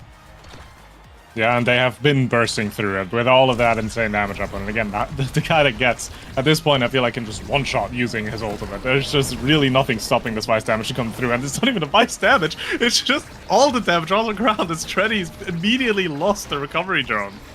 Recovery drone already popped. A big opportunity to KO the Juliet here, but the barrier not even taken. Finally, a follow-up Slime will do it, and Grimella, the main threat here, but sniped off the edge by the guy that gets a perfectly placed Vice primary. Will get it done. Doesn't get the strike interactions that time, but Judgmental flies a little bit too close to the wall, not hitting it, not getting the stop, and a good evade on the bandage, but the barrier still taken on the follow-up. The Fireball Sentry as well, a big threat. Treddy has flipped, though, and Bloom, a bit of a rare mistake there, sends it right back to Treddy's hands. Yeah, it turned out to be more of a 50-50 where Bloom is going to go there, and he ends up choosing the wrong way there as the flip will translate into the goal. Lead now for the side of Wash Gamers. Wash Gamer surviving the incredible damage output here, but Treddy, not long for this world. Max Supernova, Judgmental and Grimella, triple kill inbound. They're going for it. They want it, and then they realize that guy ate an orb and healed too much. But what a fantastic point by the bouncy bracket boys. I'll be honest, I feel dirty watching this. This damage, like, it seems unreal. It seems like it shouldn't be part of this game. Well, it is a Deadeye start after all. I think the Awakenings have more to blame here. Yeah, guess so, but the core is still being played around. The barrier will drop now. Bloom has a flip available to use on the offense as well if he does end up using it. Tready almost finding a KO, but Mystic being saved by the bounce right there as the second barrier drops as well. Now the guy that gets trying to set up, but a well-defended core from Judgmental and Grimella. The strikes are being timed perfectly, and they're not really leaving any gaps to be pushed through right now. So the guy that gets used the ultimate, but it misaligns the shot. But Tready now down to, again, only 1 of 8 now, and almost no HP. Grimella leads the attack again, though. A big banish taken out now by the combo coming in. And now the guy that gets has a chance to finish this one out. Judgmental, though, great dash forward. Forces out a lot of space, but the guy that gets barely reaches the core, the very edge of the strike box in. And the Bouncy Bracket boys are in the lead once again. And I'm just worried if the Bouncy Bracket boys will take this set, how much more damage can the guy that gets really pick up? Because we have a Deadeye, we have a Specialized Training, we have 3 Prize Fighter stacks, and keep in mind, Heavy Impact, still in rotation. That can still be picked up. Stinger, still in rotation. So the game's going to go even more crazy if we head into the next draft. Guy that gets putting on the damage now. Tready being bounced around, and 2 barriers already dropping. Bloom stopping the bottom side with the Fireball Sentry as well. The core control juggled so well by the Bouncy Bracket boys, right? They don't have any move speed or a big amount of instant like core speed, but they're juggling the defense so incredibly well. Yeah, and they're just finding these strikes timed so well as Bloom actually does drop the second barrier right there. Tready now trying to get the force in. Judgmental's dash and not finding its target though, as now a little bit of a slowdown in play will set up the core for Tready. Tready trying to use his Juliet to maximum capacity, but Bloom's third will completely shut that down, and Tready taken off the map. Judgmental, big opportunity flip available here. Needs to be so careful though, and a good evade on the banish by Grimella. The guy that gets flipped away by Judgmental, but that means no evade here for the very vulnerable Luna top side. Well saved by Judgmental once again, but with the flip available, there's only so much defense you can do as a Luna with only a rocket. And the Bouncy Bracket boys 2-1 in sets right now. And if you're a fan of the Wash Gamers, you gotta pray to any kind of god right now that Vice does not get Heavy Impact or Extra Special. It's all in here. Extra Special actually being the pickup here. Gonna make a lot of sense, right? Because that ultimate hurts so much. You're already paying so much evade tax, and that's just gonna accelerate that evade tax even more.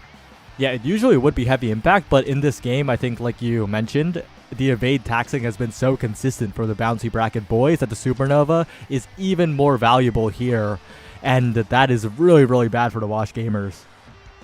Yeah, because there's not really much you can do about it, because you're just forced to pay that evade tax. And hey, if you're running out of evades, you're going to be taken off the map, because not only is the guy that gets that absolute damage menace, now you also have to deal with Missile Prop on Amy, which means even more damage on basically all of Amy's abilities. And even if you somehow survive all of that, Mystic with a Twin Drive now has so much more pillar presence and map presence as well. It gets so difficult to play. Oh my, what the... The Chain Lightning sent them into opposite sides. Of course, the guy that gets takes too much damage and falls down, but Mystic survives, Moom survives. The bounces, a little bit too much bouncing from the Bouncy Bracket boys, but they do have 2 barriers. They have 2 barriers, but for how long? Tready gets 1, gets 2. Tready trying to set up to get a second one. Grimella tries to get the core up front, but the Amy turret being too much to really be forcing through. But the core almost finds its way up. The guy that gets almost interrupting that core properly as well. Judgmental with a nice dash forces Bloom to flip defensively here. The core is still in play for both sides.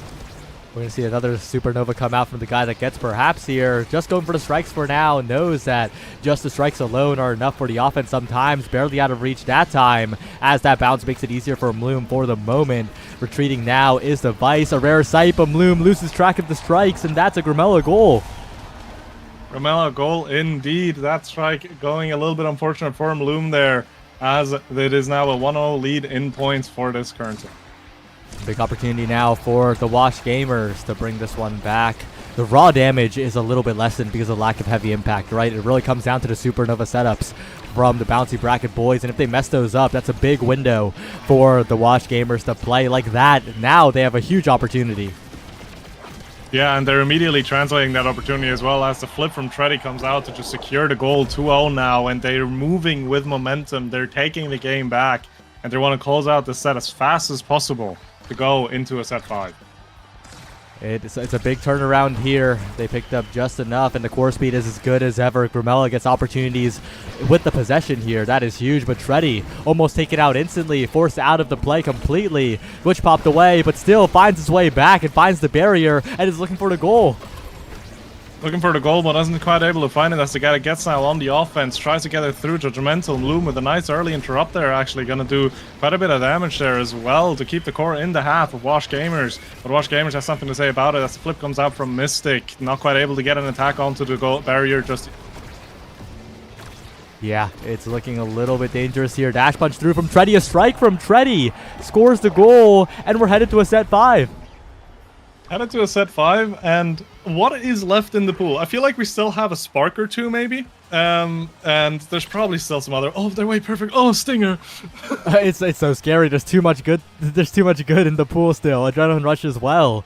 And this is a bit ridiculous. Drafting is going to be so difficult here. I wonder if they prioritize the perfect form. Yeah, but that leaves Stinger down. Are they going to take the Stinger here? No, they take the Prime Tap for utility. That gives... Is Stinger going to fall all the way down? It has to be denied here, right by the Luna, but Luna's a pretty bad applier of Stinger. It does still kind of make sense, though, because the Juno with the Adrenaline Rush actually going to give a little bit more cooldowns to work with, a little bit more presence, and Juno is almost always going to be involved if any KO happens, just because someone's going to eventually run into those Blobos, meaning that speed buff's going to happen a lot more. But now we're kicking it off into the set 5 of this Grand Finals. And despite that, I think the Stinger could be the difference maker. The guy gets incredibly low, no evades to their name. Could be dash punch off, but dodges away from Treddy for the moment. The barrier's even for now. But again, the Juno Grumella, the real difference maker here. Yeah, real difference maker it is, as a nice rocket from Judgmental will actually secure the barrier, and a beautiful dash combo together with Treddy will force it through Loom. Not really a lot you can do to defend that. The only thing that the guy that gets is trying to go for right now is more KOs, because that prize fighter needs some more stacks. Yeah, it's so incredibly well played from the Wash Gamers now. They're playing the survivability so well, but Judgmental evades early, gets taken out, but that's also Mystic going down, so it's not the end of the world for the Wash Gamers. A good return KO, and in these situations, the Juno is the best character on the field. The best character on the field, but it's not much you can do when the core bounces right past you that way. As now we're in an even game state, one barrier down from each side, but a beautiful banish will actually almost take that barrier. But Treddy now down to being low HP, uses the dash punch to secure this barrier. Now open goal on the side of Bouncy Bracket Boys.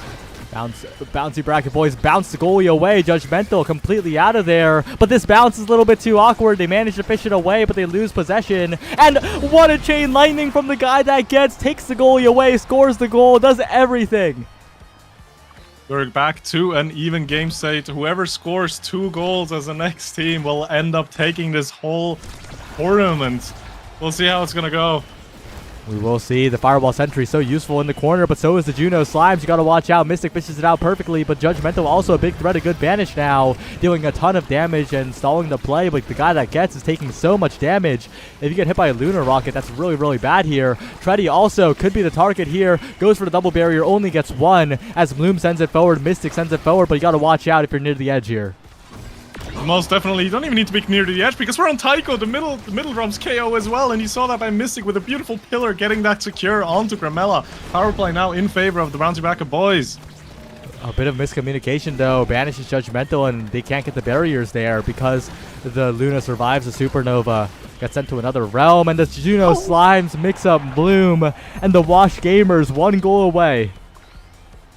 1 goal away, that's all they need, and I feel like at this point, it is looking still pretty good for the side of the Bouncy Bracket Boys, because they're close to 2 flips. If they can use those flips and leverage them well, we are going to a 0.5, but they need to do that first, as the guy that gets now is being put down to basically 1 HP, no evades. Treddy just waiting for cooldowns, but not quite able to get the KO yet, as the aiming turret will actually force the second barrier here.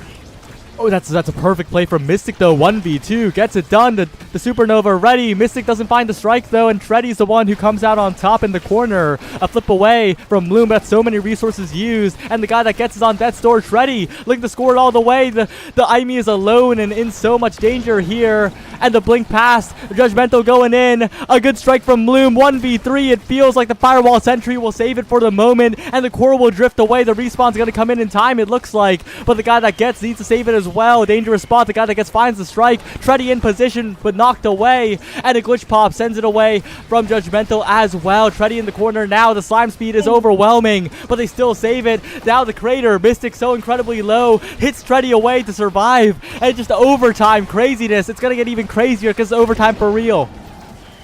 And the overtime's just really hitting the course, gonna go even faster. Power play in favor of Washed Gamers now. They need just one more goal to take the victory, but they can't get it past Bloom, and the guy gets. They're doing such a good job defensively, but the punch comes out. Tourney secures it, and Washed Gamers will take the tournament.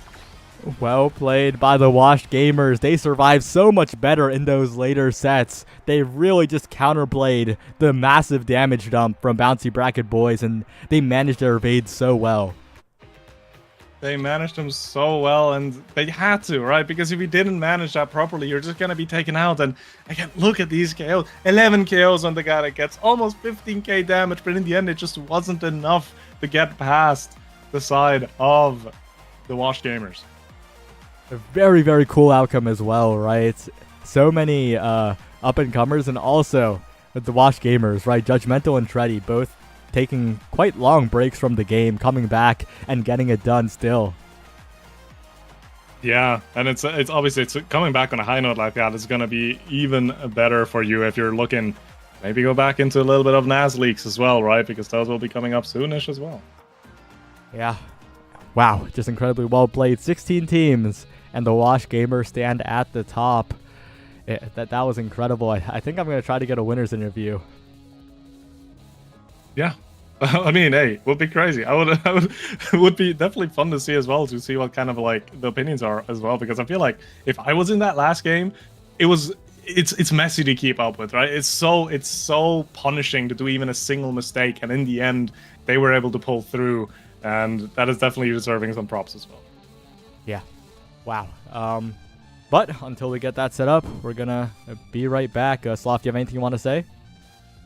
Hey, cinema. Right. See you soon.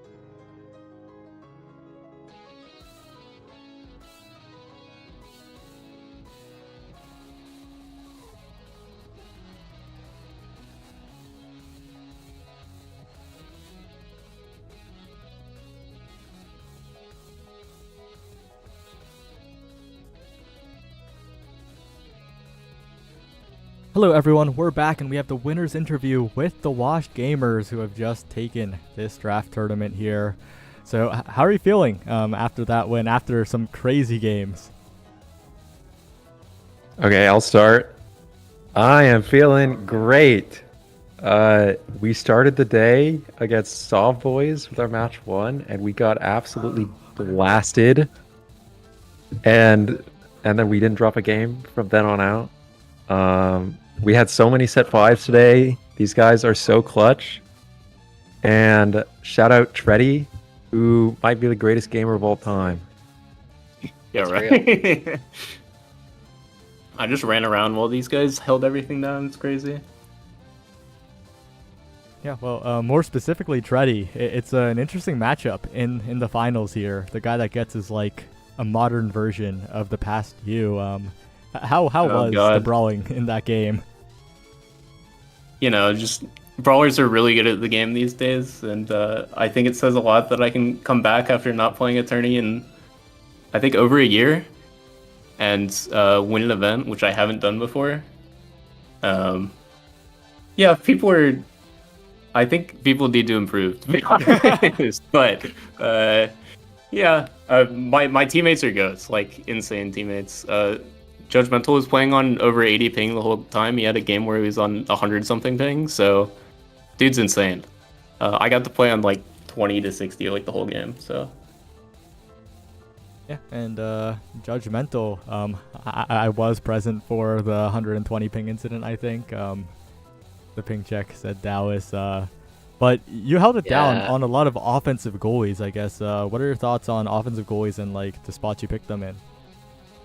I think I probably should have never picked any offensive goalies if I didn't have Grimella. Grimella is a great defensive midfielder. This guy locked it down. Every time I went to the midfield line, he was already in my goalie box. I would not be allowed to get away with a lot of the greedy errors I made if it wasn't for this goat right here. Right, well, Grimella, anything left you want to say? I want everyone to get excited for LAN next week. I know I'm really excited. Tune in to Bestian Slot, support the stream, subscribe to the YouTube channel. I don't know if that's monetized yet or not, but subscribe regardless. Subscribe. And yeah, thanks for throwing the event. And I'm really proud of my teammates. I think these guys came through today. It was a really difficult day, and we won so many tight games. So really, really proud of us. Really awesome. Yeah, everyone here is so clutch, man. Crazy. Did you have any plans for league qualifiers, or was this just a one-off? For me? Yeah. No, I mean, it's really hard to commit like a weekly thing. I was lucky because this week I was open. I mean, if anybody wants to play with me, they're welcome to DM me, and I'll see if I can work out times to make some tournaments. But yeah, committing to more than a couple is tough for me. Judgmental, is it your return to Omega Strikers, or? I don't plan on playing weeklies or anything like that, but I do plan on playing liftoffs. Me, Appabug, and I believe Mr. Wolf will be competing in that as a one-trick team, and I'm excited to see how far we could make it. Well, I hope Shreddy comes back though, because Shreddy's a monster. That guy, you would not think he hasn't played a tourney in a year with his performance today. This is my first tourney playing Brawler too, like ever. I think I've only played it in solo queue. I haven't played any in-houses either. We were confused whether to assign you to midfield or Brawler slot, and then I should have only signed up Brawler, but I signed up both because I was like, they can put me wherever. It worked out though. Yeah, it worked out definitely. I'm glad I got to play Brawler for once. It was nice. All right, I kind of lied to Grimella, but like, for real this time. Any last things you want to say before we leave? Oh, okay. In the next couple weeks, look out for some big Grimella news. I think that's what you want me to say. But there should be some interesting news coming. And yeah, I'm excited for next season as well. And I hope Judgmental and Tourney find whatever they can find in their own little careers and do something special like they did today. Well, thanks everyone for playing. Thanks everyone for watching. And that was the Fundraiser draft diff. So Goodbye, everyone. See ya. Thanks, guys. Bye. GG's.